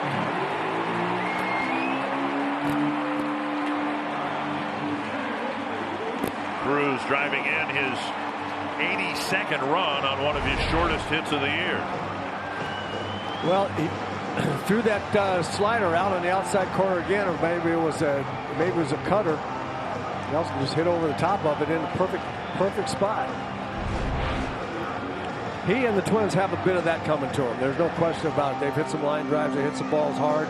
They've watched the Tigers roll balls through the infield and jam shots that fall in someplace. So Twins getting some of these is probably a bit of poetic justice. Rick Anderson to the mound. And now the tying run at second, still only 1 out. 4th hit of the inning, and Arise will bat. He's hit the ball twice to left field. And in each case, Reyes was able to close on it and make the catch.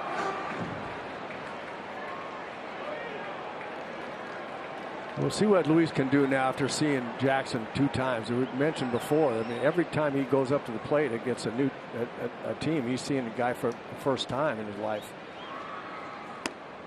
Up, ball 1. But he's seen Jackson twice now, and he's seen all the pitches. Jackson's throwing him fastballs, he's throwing him breaking balls, and like the slider, and he's also throwing him the bigger, slower curveball. So Luis has seen them all.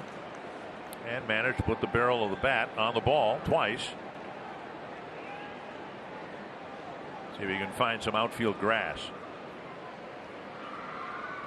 That's hit to center. Castro's going back. Leaping and making the catch. Polanco will tag and advance. And Arise almost burned the center fielder. 2 away.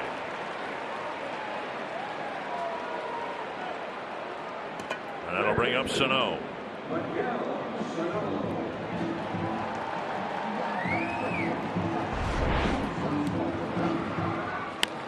This ball carried out a little bit further than Castro thought, but he makes a nice play. Good concentration. Watch his eyes right here, all the way into the glove.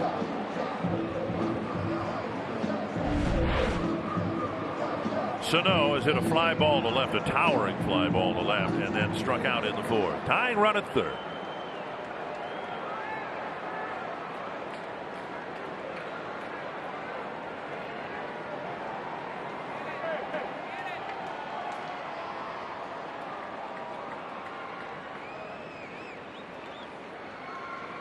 The big man with a big fly to left.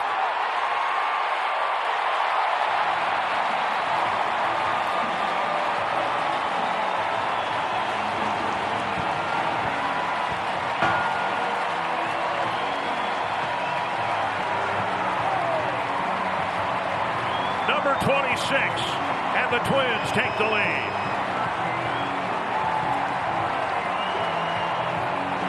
We've talked so much about how the cutter can be an effective pitch, but it's hard to throw in the perfect spot. You leave a lot of them over the plate that looks like a fastball, but is slower. And when you've got a guy that can hit a ball in the middle of the plate that's slower than a fastball, that's a problem. A beautiful swing by Miguel Sano. That cutter just sped his bat up right into the barrel. A big 2-out, 3-run home run, and the Twins take a 6-4 lead.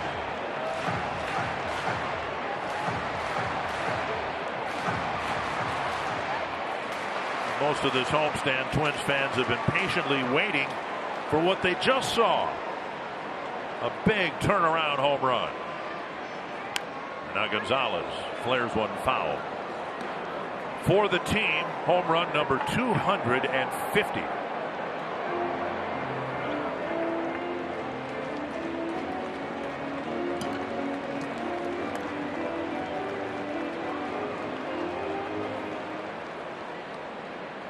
Just 2 hits coming into this 5th inning. 5 hits and 5 runs later, the Twins have the lead, and now 2 strikes to Marwin Gonzalez. We talked about Miguel Sano in the opening of our show and talked about the streak he's been on the last 9 games. It's been such a great payoff for all the hard work he's done in changing his mechanics a bit. On the ground, hit right to the second baseman, Rodriguez. Good inning for the Twins. They finally catch up with Edwin Jackson. Miguel Sano powers a 3-run home run and puts the Twins in front. Tonight, Kyle Gibson pitching one of the most important innings of his season here in the 6th inning. He's yet to get a leadoff man out. He's facing Willie Castro to start the 6th. Up and away, ball 1. And I couldn't agree more with your assessment of how important this inning is, Dick. He just must put a 0 up. Castro in his major league debut hit a soft line drive back to Gibson for a double play in the 2nd, then called out on strikes in the 4th.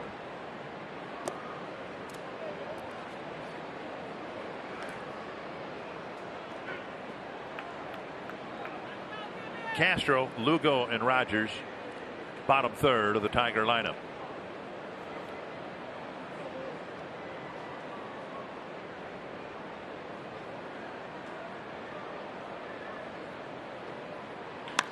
Deep to right and hard off the wall. Castro has his first hit. It's another leadoff hit for the Tigers and a hard double off the fence in right to start the 6th inning. But he fell behind 2-0. And now Lugo, who has a home run and single. Yeah, he wants the baseball.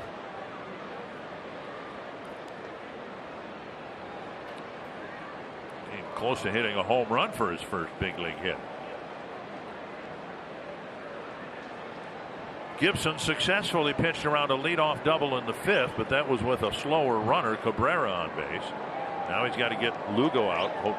He hopes for the first time tonight. And then Jake Rogers.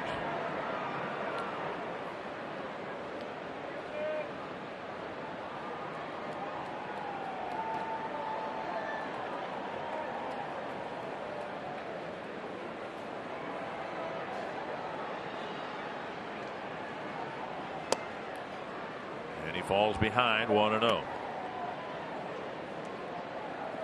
It was the 6th inning where the Tigers turned the game around last night. Sam Dyson getting loose. Gibson with 90 pitches. But again, it hasn't been an easy 90 because of all the leadoff hits. Tigers have 10 hits and 6 of them have led off an inning.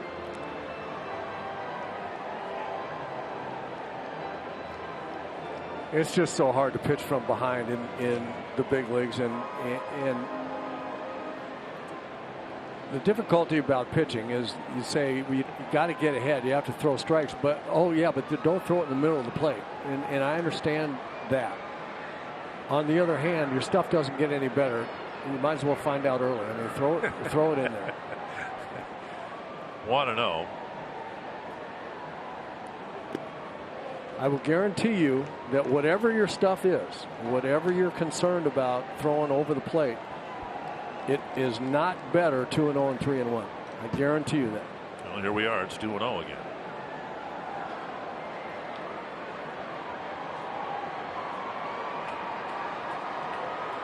Not just tonight. It was the case last night, too. Tigers swinging the bats awfully well. 27 hits. And now fouled away. An off-speed pitch. It's 2-1.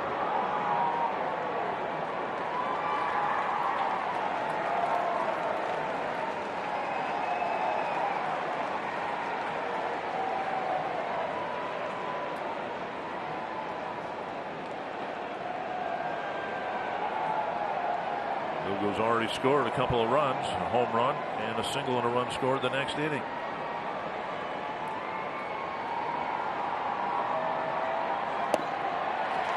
Sinker gets a swing and a miss. That's been by far his most effective pitch. And interestingly, after he throws 2 or 3 of those in a bat, early in a bat, the other stuff gets better too. I've seen him many times, couple times tonight, throw a right-on-right changeup for a swing and a miss.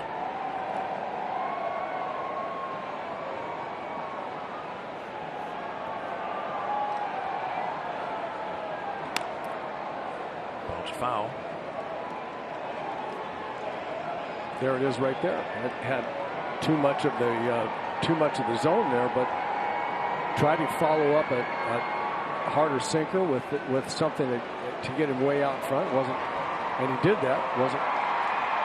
Wasn't enough out in front.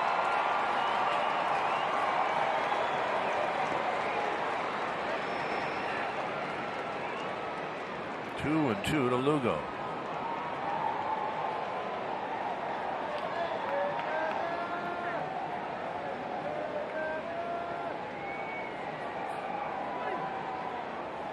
Breaking ball, tap foul, and it came up and got Lugo in the face. I don't think he touched it. You think he struck out? I think he is. So he is called out, but then the pitch must have hit Garver and then came up and hit Lugo near the right eye. Rocco Baldelli is going to come out and get the ball from Gibson. It is strike 3, but then off the heel of Garver's glove, and then, well, the bill of the helmet and then the cheekbone rather than the eye, it looks like. Gibson comes off 5 1/3 innings. He's got a chance to win a ball game if the bullpen gets 16 outs now to Sam Dyson. 17 hits for the Tigers last night and 10. Albeit some of them, many of them were seeing eye singles, but still 10 hits again here tonight. It wasn't Kyle's best outing, but I got to tell you, the error at second base in the one cost him a run. The messed up rundown play cost him a run. So all in all, as frustrated as I'm sure he is, as much as he'd like to have pitched a bit better, he didn't get the support behind him like he could. Here's Sam Dyson pitching to Jake Rogers.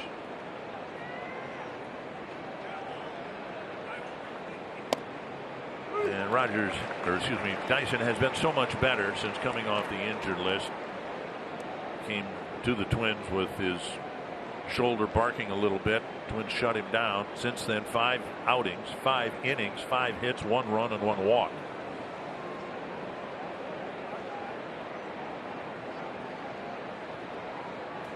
Popped up right side. Would be an easy play for Crone. 2 down. And now Victor Reyes, who has reached all 3 times. A couple of hits And he was the guy that reached on the Luis Arraez error.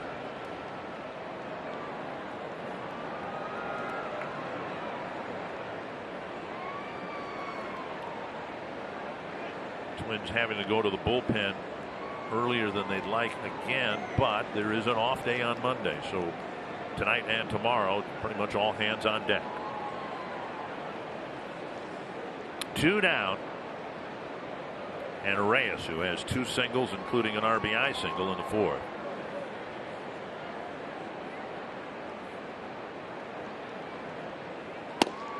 That's what we've seen that we didn't see in his first 2 outings. Just pinpoint control. And with some velocity and movement. When he first started, he came over and pitched a couple outings. He didn't have much velocity or movement. Look at that. 95 right in the corner. And what do you know? Inside. I love that pitch. But he's throwing 94, 95 now with movement. We didn't see that until he came back after being rested. Get over his arm injury. Outside, the movement down. He throws what they used to call a heavy ball. It sinks.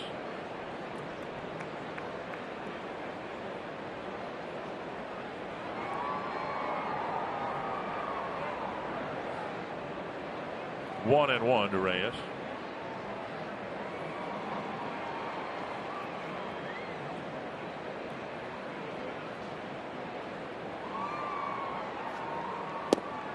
Back inside, got a swinging strike. Good pitch there. Looked like a little cutter. That might be his slider, but yep. It's hard. 91. So I mean, 91 is where a lot of guys' fastballs are. So he's got 94, 95 with movement from left to right, and then that 91 cutter from right to left. That's good. That's good stuff.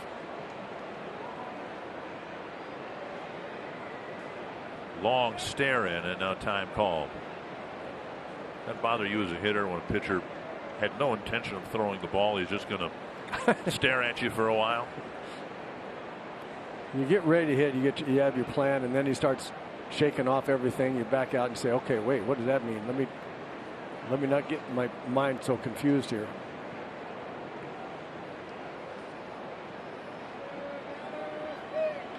That's to left.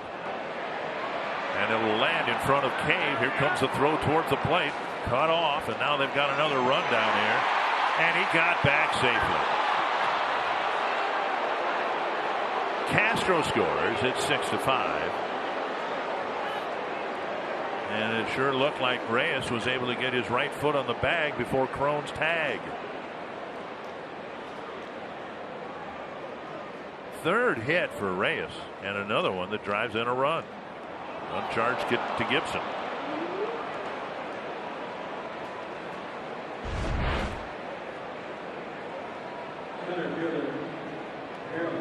It was his left foot.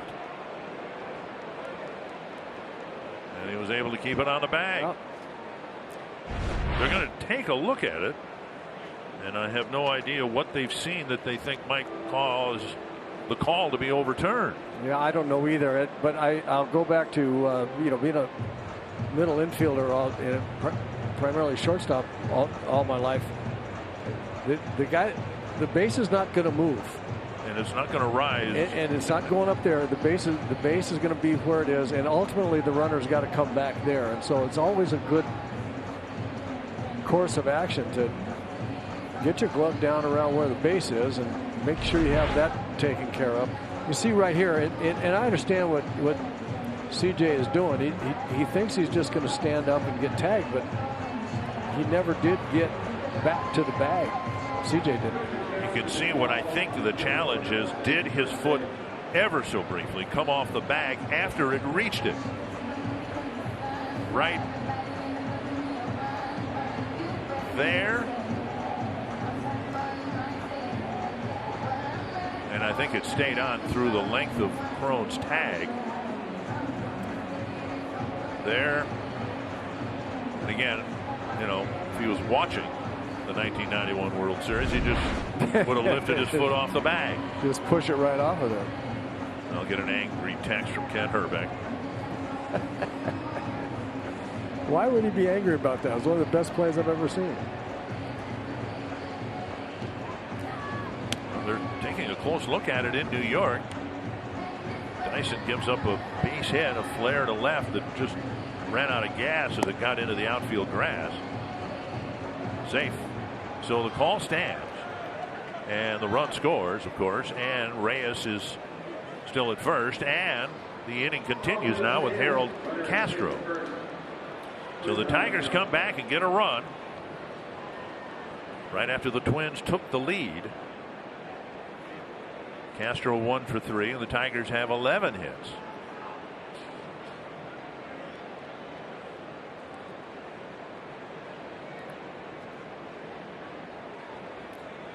Five runs charged to Gibson, 4 of them earned in 5 1/3 innings.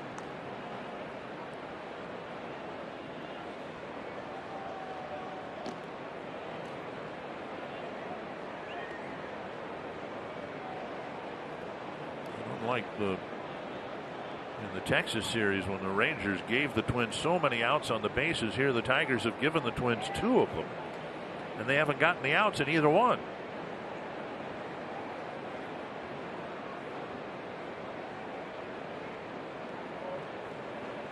Foul back, a strike.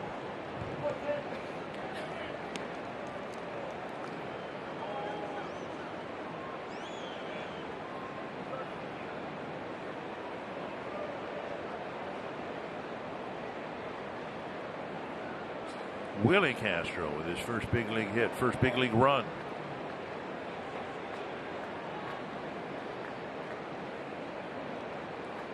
One strike to Harold Castro. Runner goes, and the pitch fouled back. Ron Gardenhire's been talking in recent weeks about trying to step up the running game, be a little creative on the bases.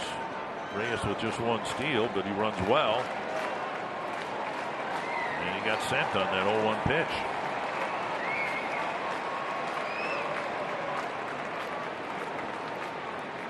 Gardy thinking some kind of breaking ball might be coming there. Also decided from the big picture, as you mentioned, they don't hit the ball out of the ballpark an awful lot. They're going to generate runs a little differently.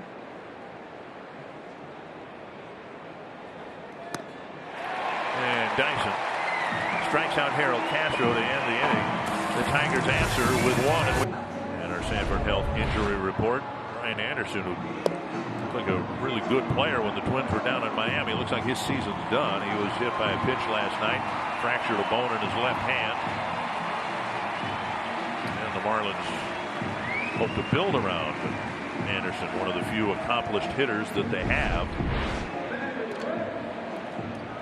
And now the Tigers turn the game over to their bullpen. Matt Hall will come in and pitch to some guys who are pretty good at hitting left-handed pitching, starting with Mitch Garver. Only pitched 9 innings so far for the Tigers this year, and you see that the results not all that great so far.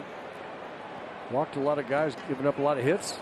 Hopefully the Twins can start adding on. They're pretty clear this is going to be a 10-7 or 10-8 ball game. The Twins just need to keep hitting. You don't think 6 will be enough? I do not. Okay. And no denigration to the way the Twins are going to use the bullpen the rest of the way. It's just one of those games you get a feel for, just a sense for how it's going. 1-0 to Garver. Tend to forget, as disappointing as Barrios' outing was last night, it was the add-on runs that the Tigers right. got last night that ended up deciding the game.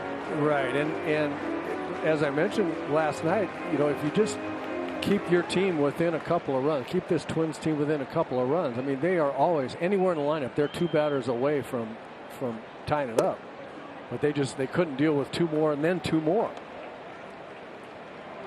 Garver hitting .305 against lefties. His average against righties tumbling a bit. 9 home runs, 18 RBIs. Came into the game hitting .242 against right-handed pitchers. And he's taken ball 3. Then Jake Cave and C.J. Cron.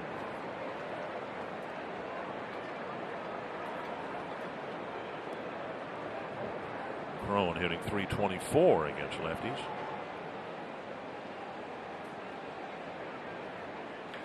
That's to left field sharply for a base hit. Garver's aboard with a leadoff single.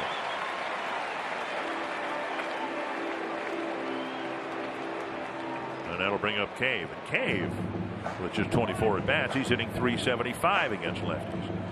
Join Fox Sports North and host Katie Emmer at the next watch party on Wednesday, August 28th, beginning at 6:30 p.m.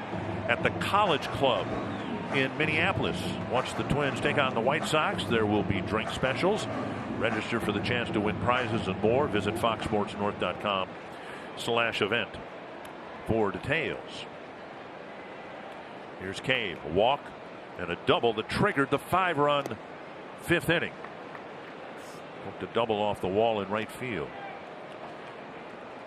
And again, just 24 at bats against lefties, but Cave has 9 hits, a couple of doubles and a home run.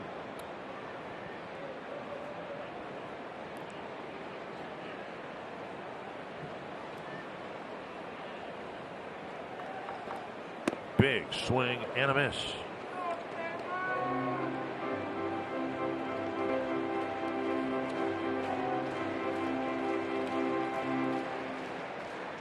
That's good production right there from Jake against left-handers. There was a time last year when it looked like he was never going to be able to hit left-handers very well, but he has hung in really well this year. Boy, is that a nice play. Rogers scooting to his left. Cave's reached in his last 6 plate appearances. A couple of walks, was hit by a pitch, 2 home runs and a double.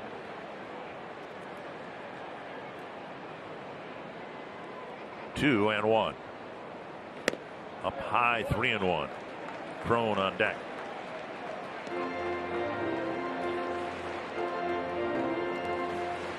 Well, Cave's gotten himself in a great hitter's count also, just like Garver did. See if he can do something similar. Get the pitch you want. Be ready for it. Deep to center field. Castro going back. It's gone. Another home run for Jake Cave.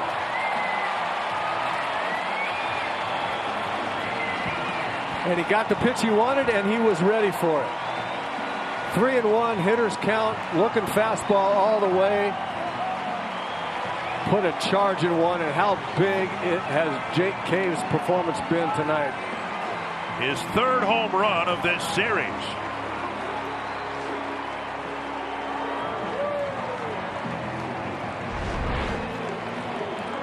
Pretty swing right here. Watch him throw his hands inside a little bit to quicken the big end of the bat to the ball. The ball is inside middle. Throw his hands in. What we're seeing up here in the big leagues in August is what they saw in Rochester in June and July. I mean, he was tearing the cover off the ball at AAA. And he has really been a big bat in this Twins lineup here over the last couple of weeks. There's a strike called, and it's 1-1 to C.J. Crone. No, just a terrific at bat, obviously, and not just because of the result, but how he got to a pitch that would net him the result that he got. Fly ball right field, playable for DeMerit. And Crone's retired, 1 away. Jake took some good pitches, some pitches out of the zone, some that left-handers have been known to swing at against left-handed pitching, but he took them, got himself in a 3-1 count. Then when he knew he had a pretty good chance of getting a fastball strike, he was ready and put a beautiful swing on it. Kepler with a home run, a warning track fly ball to left, and then a double. Speaking of left-handed hitters who can hit left-handed pitchers. His average against lefties isn't just .290, it's .290 and climbing. Again, he's driven in 33 runs. With damage, I was going to say, with damage. You know, these aren't little flares to left field. No. He's driving the ball against lefties. And another base hit, softly to left center field. 3rd Twins hit of the inning. That's the big difference with Max this year. He's willing to wait longer. If the ball goes the other direction and not as hard as he'd like to, he's okay with that, so that he's not getting himself in trouble by trying to pull fastballs and swinging at bad breaking balls. And then when they do happen to throw a breaking ball strike, we know what he can do against either right-handers or left-handers. He's a good breaking ball strike hitter. And just that little change where he's watching the ball, the fastball, just a little bit longer and be willing to be jammed a little bit more has turned him around against left-handers. Polanco flares one foul. You look at it right here. He loads real well, and then he waits, hits the ball back on the plate a little bit. He has consciously, against left-handers, moved his contact point back toward the plate a little so that he's not fooled easily. Another foul off the bat of Polanco. 2 strikes.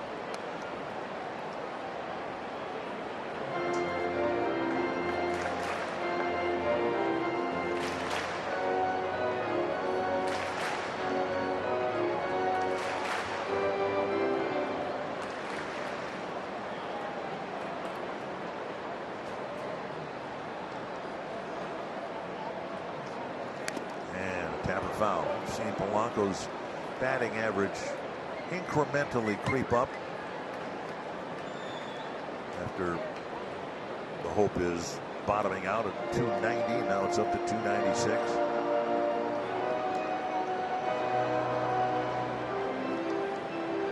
Trying to put together one of the best offensive seasons for a shortstop in Twins history.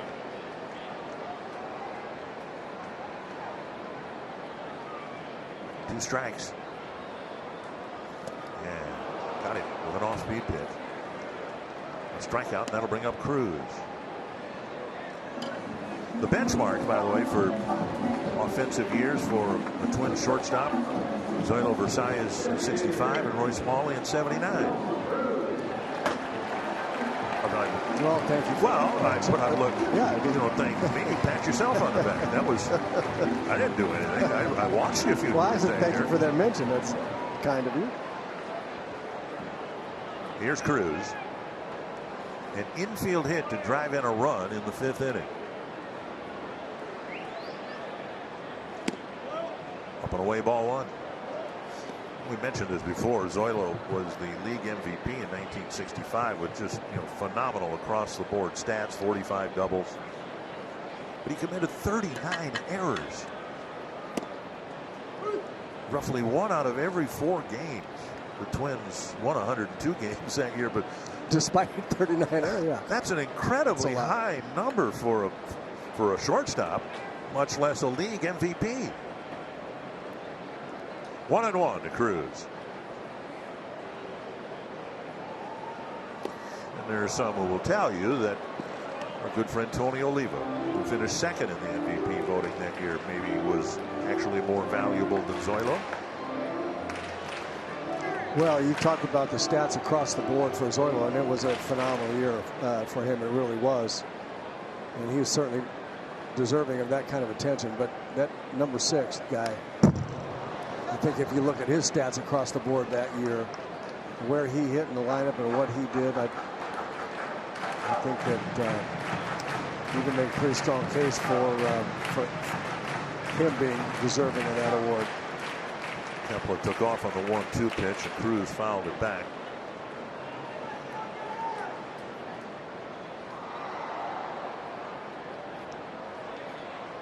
Kepler stays put. Cruz lifts it high to right center field. DeMeritt on the warning track makes the catch right in front of the wall. But the Twins add 2 more runs with Jake Cave delivering a home run, his 3rd of the series. And the Twins now lead by 3. The Greg Casino, it's a story of long balls for the Twins. Max Kepler gets them started right from the jump.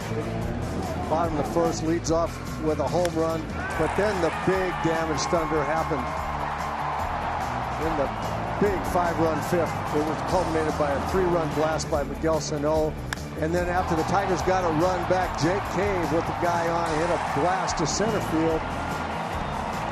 A 2-run shot will put the Twins up 8-5, and that's where we are now as we head to the top of the 7th. Twins up 8-5. Dyson faced 3 men in the 6th. He'll start the 7th. facing Miguel Cabrera, with the Twins now up by 3.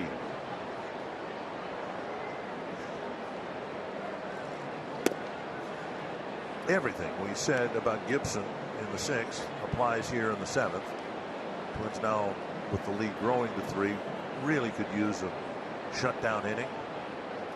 And how about starting by getting the leadoff batter?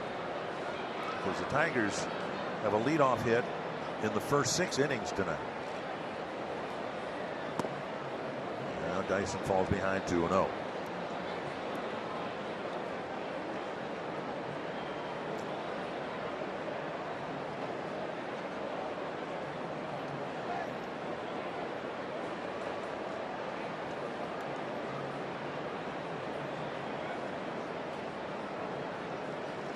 Missing inside 3-0.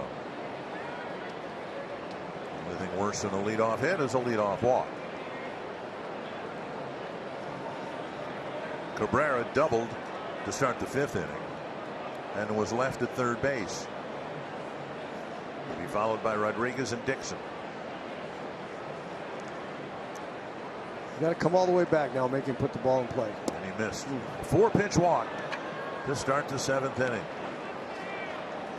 And now Rodriguez. You can cheer on the Twins during the pivotal second half of the season and establish postseason priority with the playoff push ticket plan. The plan includes a bank of 12 tickets redeemable for any and all remaining 2019 home games, plus priority to purchase 2019 postseason tickets and access to sweet spot season ticket holder benefits. Visit twinsbaseball.com/season tickets or call 800-33-TWINS to learn more about the playoff push plan. After tonight, just 33 games left in the regular season. Here's Rodriguez.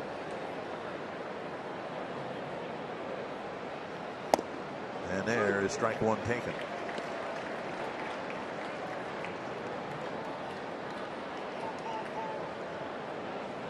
Dyson, as we mentioned, throws a lot of sinkers, gets a lot of ground balls, and presumably could get Rodriguez to hit one here. Could use one here. At somebody.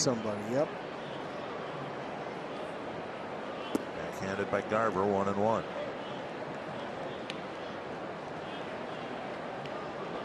Sergio Romo getting loose. Romo was touched for a couple of runs last night. Romo uncharacteristically lost a bit of command last night. Had trouble throwing strikes.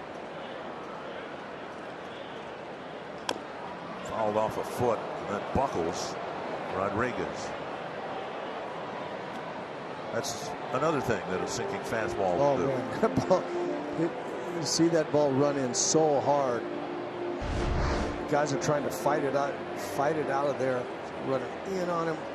It's right off the top of his foot.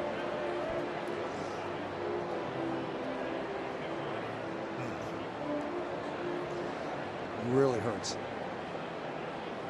Tell the force in which it hit his foot because the ball didn't roll very far. All the force from the bat downward was absorbed by the foot.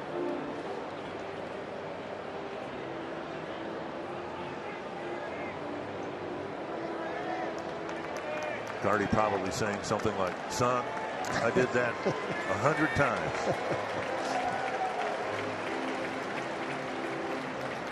Yeah, I can hear Gardy saying, "Ronnie, I know how much that hurts because that's the hardest I used to hit a ball." Something like that, yeah. 1-2.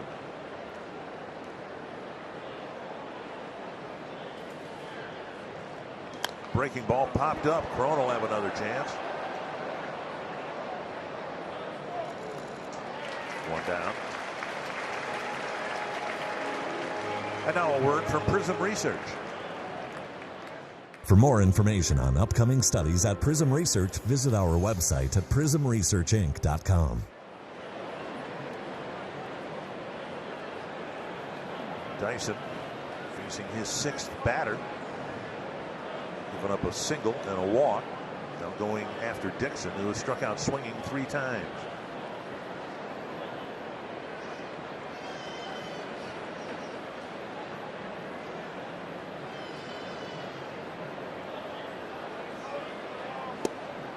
miss with the top of the fastball.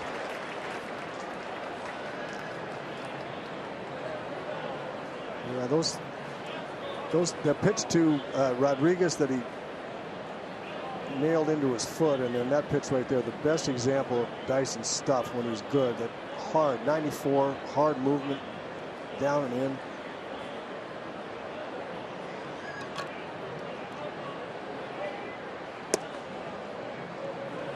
More inside, taken for a ball, 1-1. That's a good pitch, especially when you get ahead with one strike. Now you go back in there again. Guys see that kind of movement, ball running in like that, they just almost cannot help but open up quickly, too quickly, or too early, trying to get that ball, beat that ball out of the inside part. It makes it vulnerable to, really vulnerable to the outside. Inside.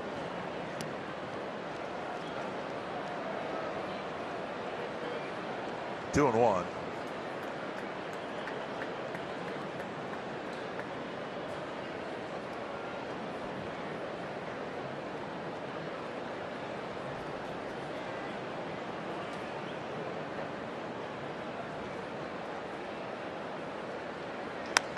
Fly ball right field.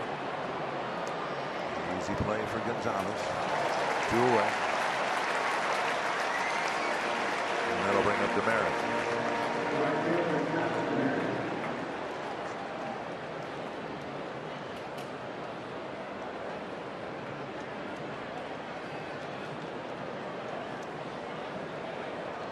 Guess it's notable.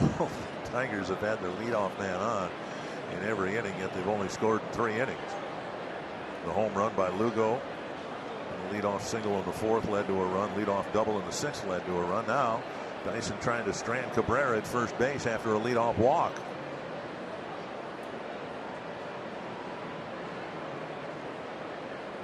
And missing with a fastball inside again. Not happy with that at all. You can see him a little animated on the mound. He missed his spot by quite a bit, all the way back across the plate. They wasn't happy with that.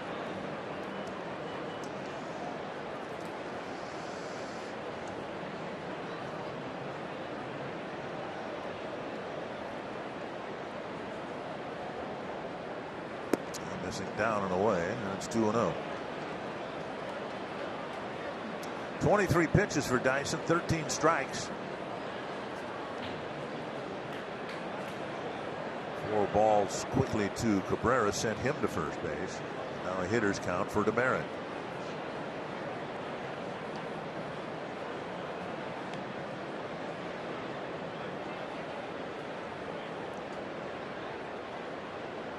Ooh, inside, nearly hit him. 3-0. Billy Castro doubled his last time up for his first big league hit, is on deck.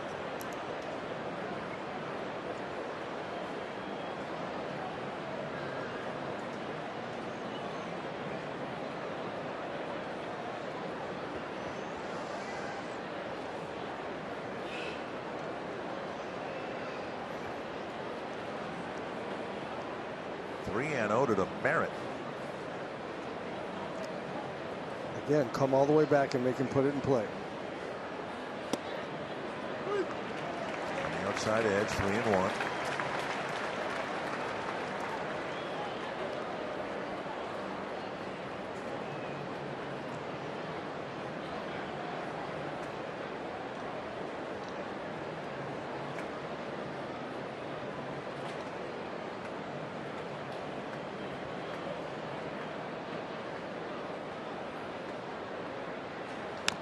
Foul.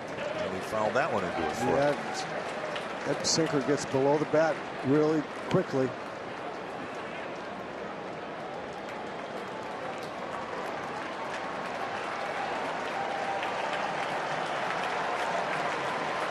Three and 2. Miguel Cabrera will take off from first.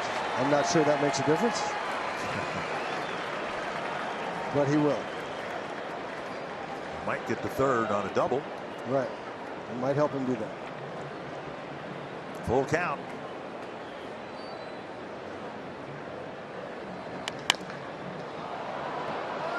Arise, picks it up, fires, and makes a nice play to end the inning. Ranging far to his left to pick off the ground ball and throw out DeMerit at first. Todd Means with an outstanding ball game, shutting down the Rays. And the Orioles won 7-1. See if the Twins can add on another run or two here. It's Luis Arraez leading off the bottom of the 7th. And there is strike one. Arraez has made 3 bids for hits. He doesn't have one yet. A liner to left. Kind of a softer liner to left. Also caught by Reyes. And then he nearly sent one over the head of Castro in center field. Castro with a nice retreating running catch. 2 strikes to Arraez and Sano and Gonzalez. And finally a ground ball finds a hole. And Arraez is aboard leading off the 7th.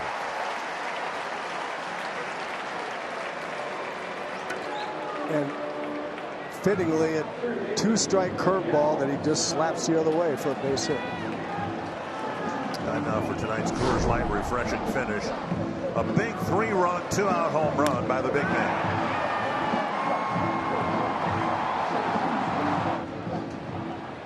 Turned the game around, gave the Twins a 2-run lead. Now it's a 3-run lead. Sano with 3 home runs in this series. Cave with 3 home runs in this series.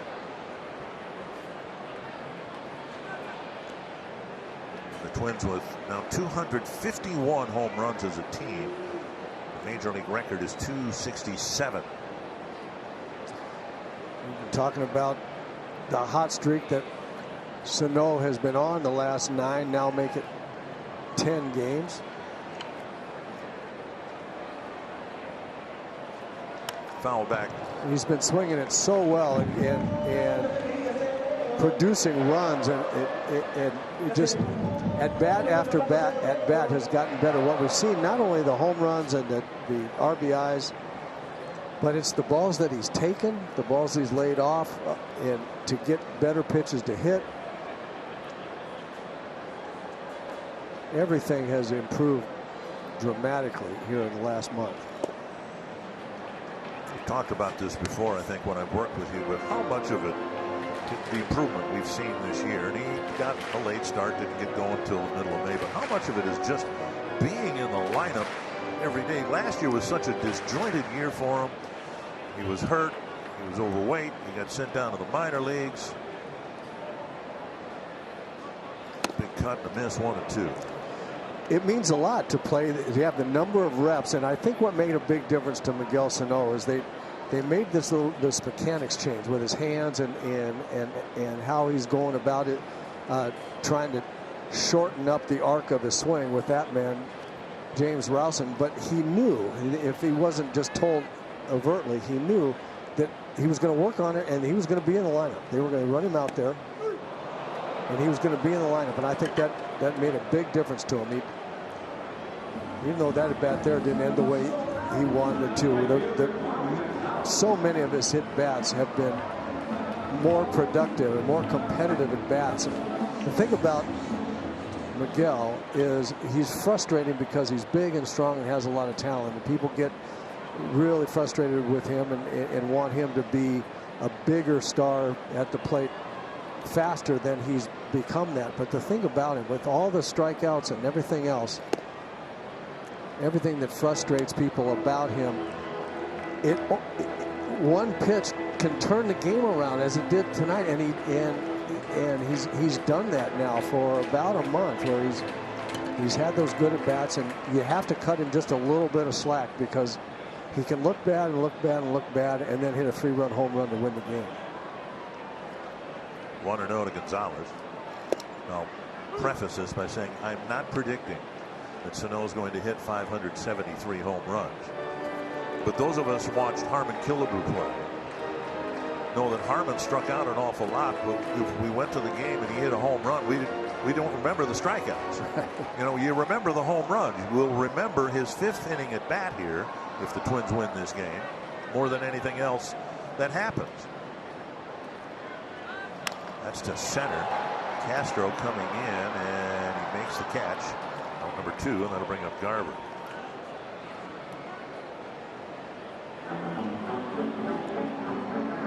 Romo and Stashak getting loose. Stashak just swapped out for Ryan Harper today. Hey, Garver did something yesterday, and I think you were here to see it. He had the pitching machine out, but it was set up on off the mound on the first base side, way off the mound, and he was working on a drill that James Rowson said he likes to do from time to time to help quicken his swing. But the pitch was coming not from the mound itself, but from the side of the mound on the first base side. I've never seen that ever, and I think it's really interesting. So about a 45-degree angle, the ball coming at him. So in effect, I think what that does is make everything feel like it's inside, like it's coming in on you. And thereby makes you have to quicken it. Okay. Well, it was interesting because at first he was trying to hit the ball directly over the pitching machine to right center field, and then he tried to pull the ball to left center, and I thought, well, maybe it's just a matter of windage, trying to, adjust your sights a little bit. Swinging a miss 1-2. There's something about that it being over there for him with the ball, with him standing. I don't have you stand kind of parallel to the line of flight of the ball, right? When your body is normally is with the pitcher standing on the mound, your body's parallel to the line of flight of the ball. If you move the pitch 45 degrees, it's obviously completely different. Well, the reason I bring it up now is now there's a left-hander out there on the mound, and when I first saw it, I thought, well, is he preparing for, Chris Sale or somebody like that who throws from over there? Yeah. But no, it's just an attempt, I guess, as you say, to have the pitch always seem like it's coming in on you, and to try to quicken your swing up inside. Right. Okay. I think so. 2-2 to Garver. Let's have a runner aboard and 2 down here in the 7th. And a called third strike. So good inning for Hall. The Twins get a leadoff base hit from Arise, lead him aboard, and we go to the 8th. Oakland at Target Field, 2086 on a single in the 5th inning off of Sean Manaea, officially passing Rod Carew. And we thought at the time there's a real good chance that Joe Mauer would continue on to play this year. There you see the all-time hits leaders. It's also an anniversary date for the guy on the bottom of the list. Ken Hrbek at 1,749 hits. He got his first hit on this date back in 1981 at Yankee Stadium in the 11th inning. A home run that proved to be the game-winning hit in his first big league game against future teammate George Frazier. Yep, remember very well. He hit an absolute bomb to right field. Well, here's Sergio Romo pitching to the bottom third of the Detroit lineup, starting with Willie Castro. Castro nearly hit a home run for his first big league hit in the 6th inning. Missed going out over the wall in right by a foot or two. It was a leadoff double right after the Twins had taken the lead on the Sano home run. And the Tigers worked him around to get within 1, and now he'll roll one through the left side of the infield, and it's another leadoff hit. Tigers have had their leadoff man on in 8 straight innings. So first Gibson, then Dyson, and now Romo. May as well start pitching from the stretch. Well, you can understand. I mean, that was a shift beater, but you can certainly understand the shift, even if you don't know this young man very well. Castro, his major league debut today, but he racked one off the right center field wall, and Romo doesn't throw real hard, throws a lot of off-speed stuff, so you figure he's going to pull the ball. As we've said, I'm into the shift. I mean, I think it's the right thing, because you can't play everywhere. You just got to figure out where the odds say a guy's going to hit the ball against this particular pitcher most of the time and play there. Inside 1-1. Paid attendance tonight, 39,429, the 10th announced sellout of the year.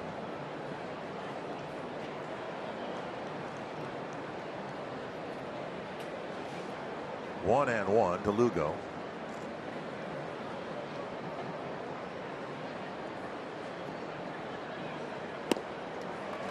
And the frisbee gets another swing and a miss.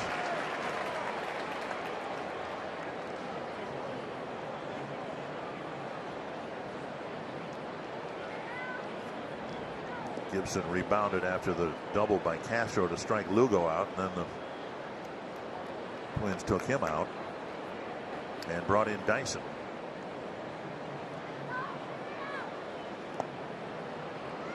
Now 2-2. Dyson faced 7 men, retired 5 of them, gave up a hit and a walk, and that's it.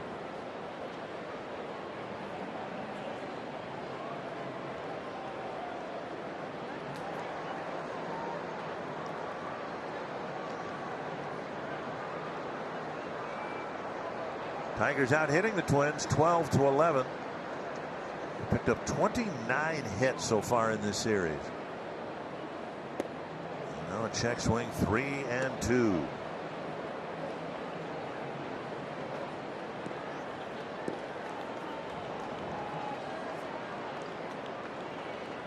Romo last night threw 24 pitches in his 2/3 of an inning.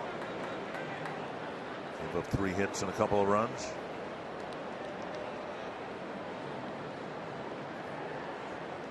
Runner goes, and it's ball 4. Now the Tigers have 2 on, and the tying run will come to the plate. Jake Rogers is 0 for 2. He was hit by a pitch and scored a run.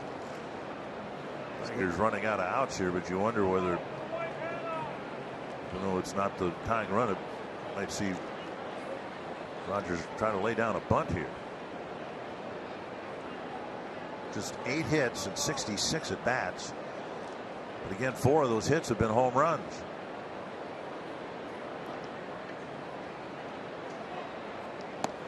Swinging away.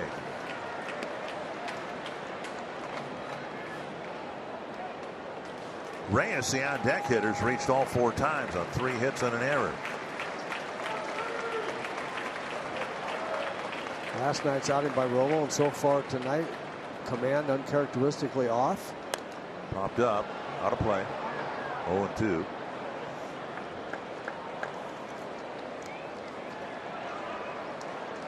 Two better frisbee sliders there. Get back. Kind of get back into his rhythm here against the 9th place hitter with 2 guys on. Could really use a strikeout right here. Give himself a little bit of some flexibility against Reyes coming up. 66 at bats and 32 strikeouts. So Rogers has been doing a lot of that. That's why, as odd as it might seem, you wondered whether they might not just look at it as a pitcher's plate appearance and just try to get a bunt down and get a couple runners into scoring position. I think at this point, Gardy's trying to develop players, and it's not the time run there at first base. He's going to, even if it's a bad at bat, he's going to let him have one. And a fastball taken for strike 3. 1 away. Slider, and then the fastball. Twins baseball is always live with MLB at bat. Follow the action with game tracking, video highlights, along with up-to-the-moment stats, standings, breaking news, and more. Download MLB at bat today, your #1 app for Twins baseball. Just a meeting on the mound here right now. Reyes, speedster, got 3 hits, and they're going to make a change and get Romo out, bring Rogers in, try to pick up a 5-out save.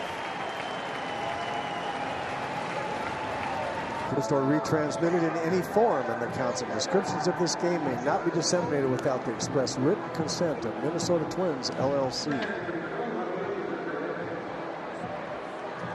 Those glasses might not be returned in one piece. That's a cutie right there. Well, Taylor Rogers will come in here. It's the first time he will be asked to pitch more than 1 inning since his outing on the 10th of this month against Cleveland, when he pitched 2 innings, got the save. Here, presumably, he'll be asked to get 5 outs. There are 2 men aboard. Reyes represents the tying run.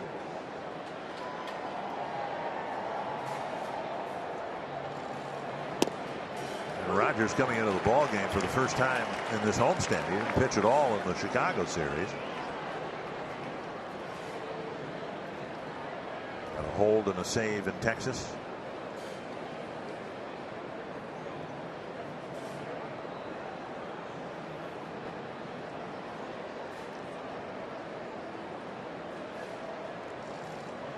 Breaking ball taken, 1-1.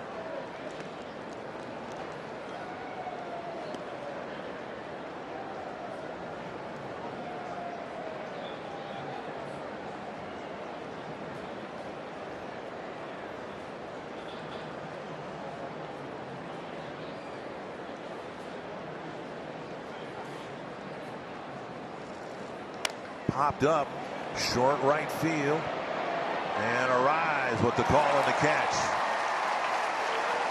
Infield fly rule obviously not made because Arraez never really got positioned under it, but it's a nice play for out number 2. Arraez's play all the way. Ball hit right there. The second baseman has to go get that ball, and he did exactly that. Good breaking ball here, running in on Reyes. No chance for Cron, really. This is a much easier play for Arraez. His play all the way. And now lefty versus lefty. Rogers against Castro. Single in 4 trips, 2 strikeouts.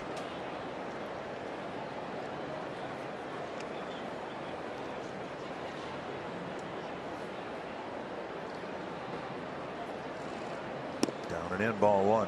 Castro hitting .217 against lefties. 10 hits, 46 at bats, no extra base hits.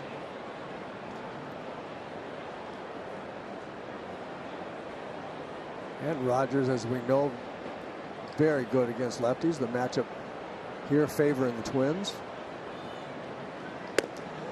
Now ball 2. But you have to throw it over.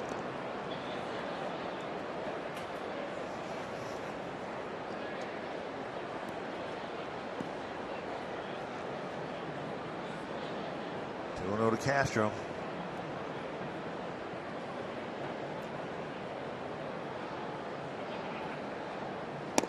In there for a strike at 94.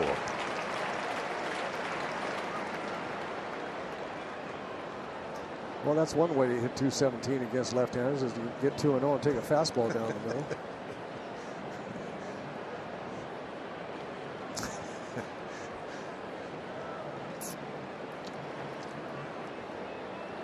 Because that big hook is coming at some point in time, and probably right now. Another fastball fouled away, 2-2. Or right now.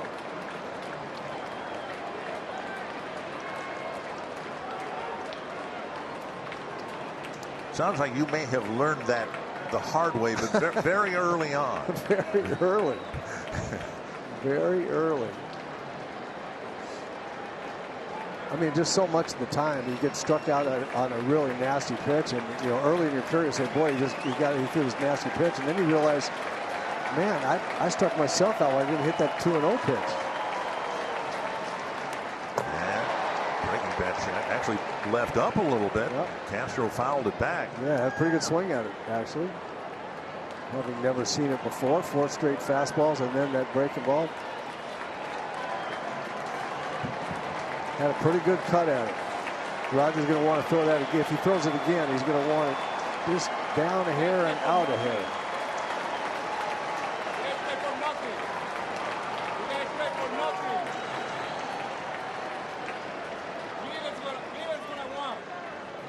Two and two to Harold Castro.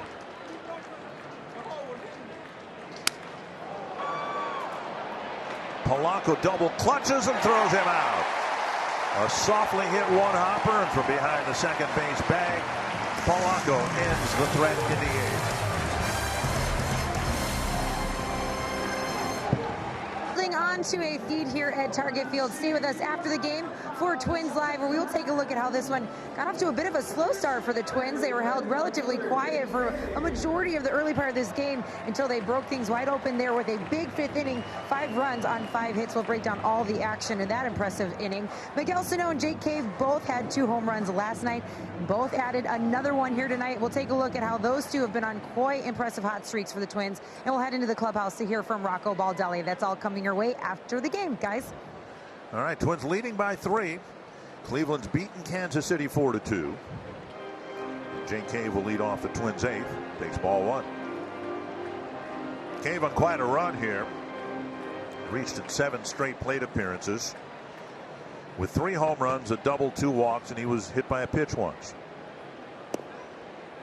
2-0.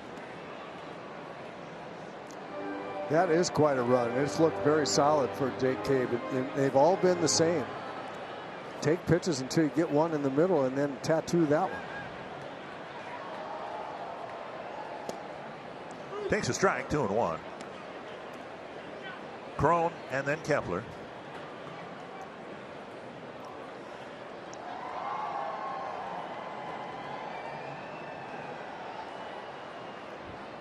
Half swing with a strike, 2-2.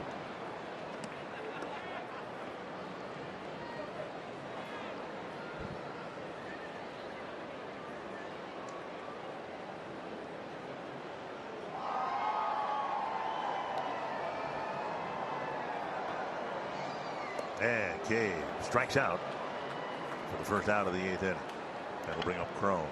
If you're game for a little excitement, head to foxsportsnorth.com and submit a photo and message for the opportunity to be featured in the Minnesota Lottery Winner Circle during our broadcast and receive $100 in scratch tickets. With the Minnesota Lottery, every day is game day. C.J. Cron will bat, looking for his first hit. Bouncer to third, a strikeout, and a fly ball to right.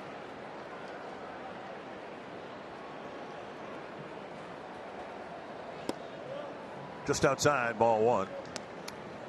Matthew Boyd, a left-hander, a good one, will start for the Tigers tomorrow, so the Twins would like to see Cron start mashing left-handed pitching again. A warm-up at bat here tonight, now a 2-0 count.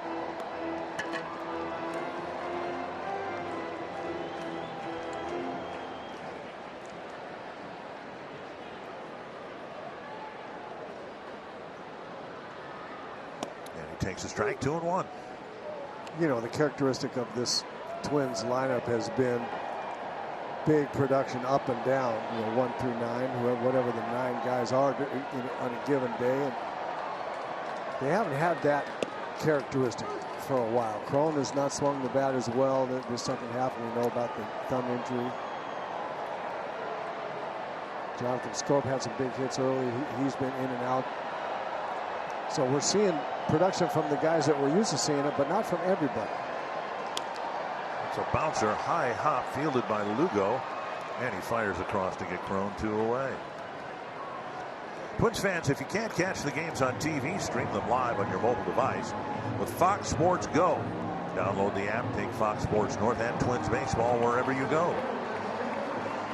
And that's the way a baseball season goes for hitters. It's kind of a wave. It's kind of what they call a sine wave, where there's you know, peaks and valleys, and get those rare occasions where everybody's at a peak, everybody's swinging it well. Then it's really good. That's the way the Twins were for most of the first half. Outside to Kepler, he's a triple short of the cycle. Home run in the first, a warning track fly ball caught in the third, RBI double in the 5th, and a single in the 6th.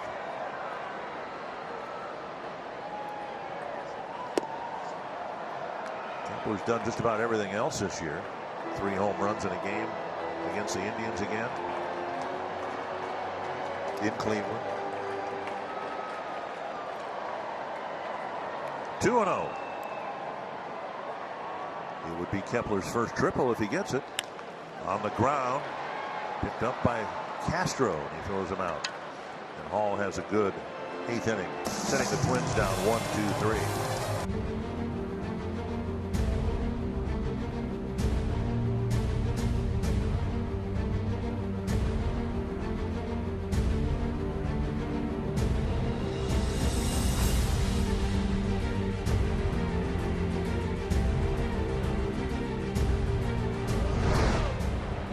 Taylor Rogers coming in to try to set down the Tigers here. He got the second and third outs fairly quickly in the 8th, and now he'll face Miguel Cabrera leading off the 9th.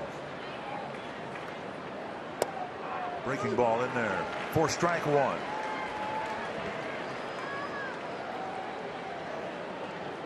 Cabrera has led off 2 innings and reached safely with a walk in the 7th, a double in the 5th. And the Tigers have had their leadoff man on in all 8 innings. 0-2.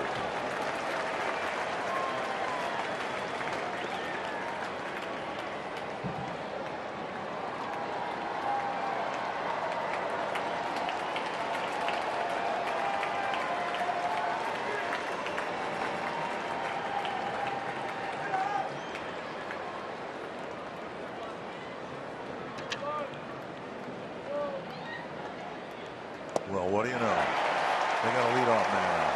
And on 3 breaking balls, Rogers strikes out Cabrera quickly. 1 down. Now a quick timeout with Tria.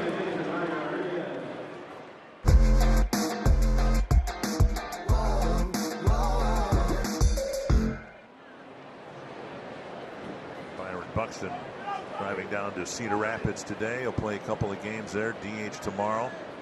And then play in the field on Monday. Chance might be with the Twins in Chicago on Tuesday. Ronnie Rodriguez takes a fastball. Strike 1. Nothing but strikes from Rogers so far here in the 9th.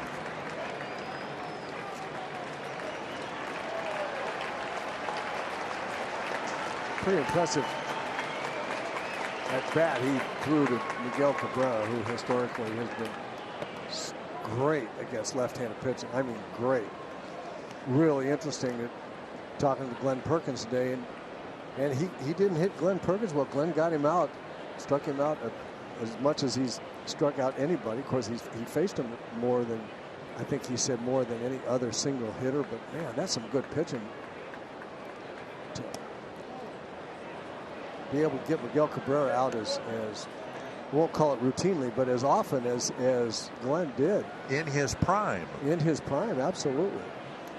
2-1 now to Ronnie Rodriguez. Brandon Dixon will follow.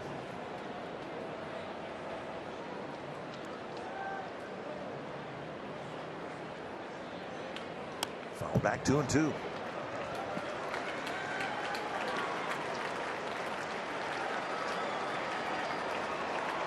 The best hitter of his era, his generation, in my opinion.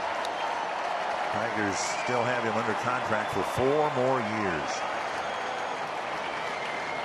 with some option years that they almost certainly won't pick up. 2-2 to Rodriguez. Foul back.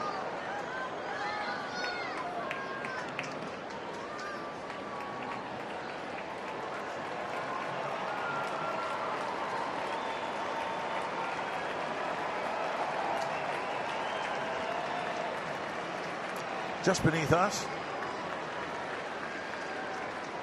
2-2 to Rodriguez. 1 for 4 on the day. Well, excuse me, 1 for 3 on the day. And a fastball down the middle.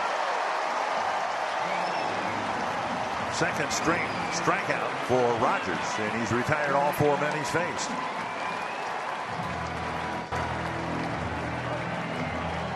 The rally squirrel in the Twins dugout.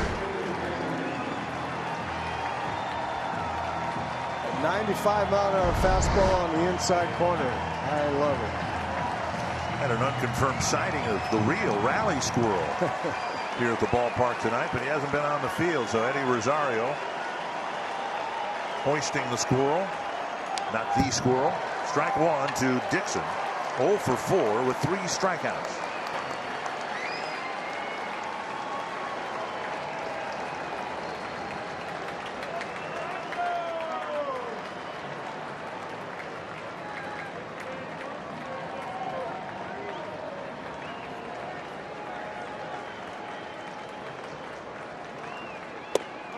Over the inside edge again, and it's 0-2.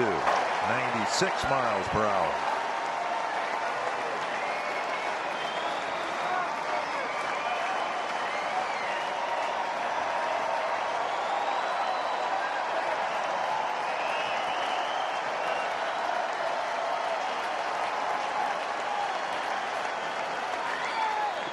Did he go?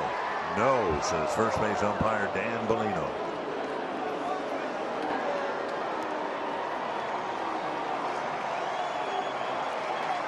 Important that Rogers get the save, of course, but if he can do it with 1 or 2 more pitches, that might improve his appearance tomorrow should he be needed.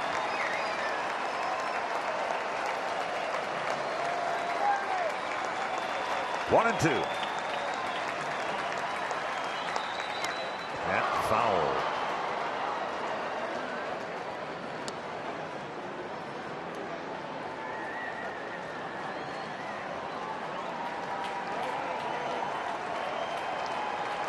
Pretty good protect right there by Dixon. That was a nasty pitch.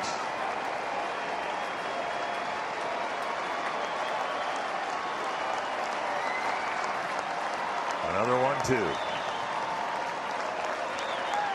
Strike 3. Win number 78 is in the books.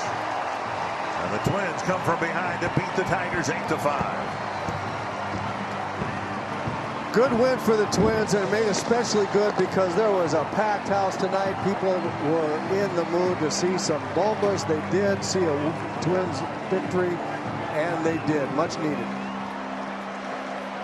We will recap more home runs hit by the Twins and a Twins win on Twins Live coming up next.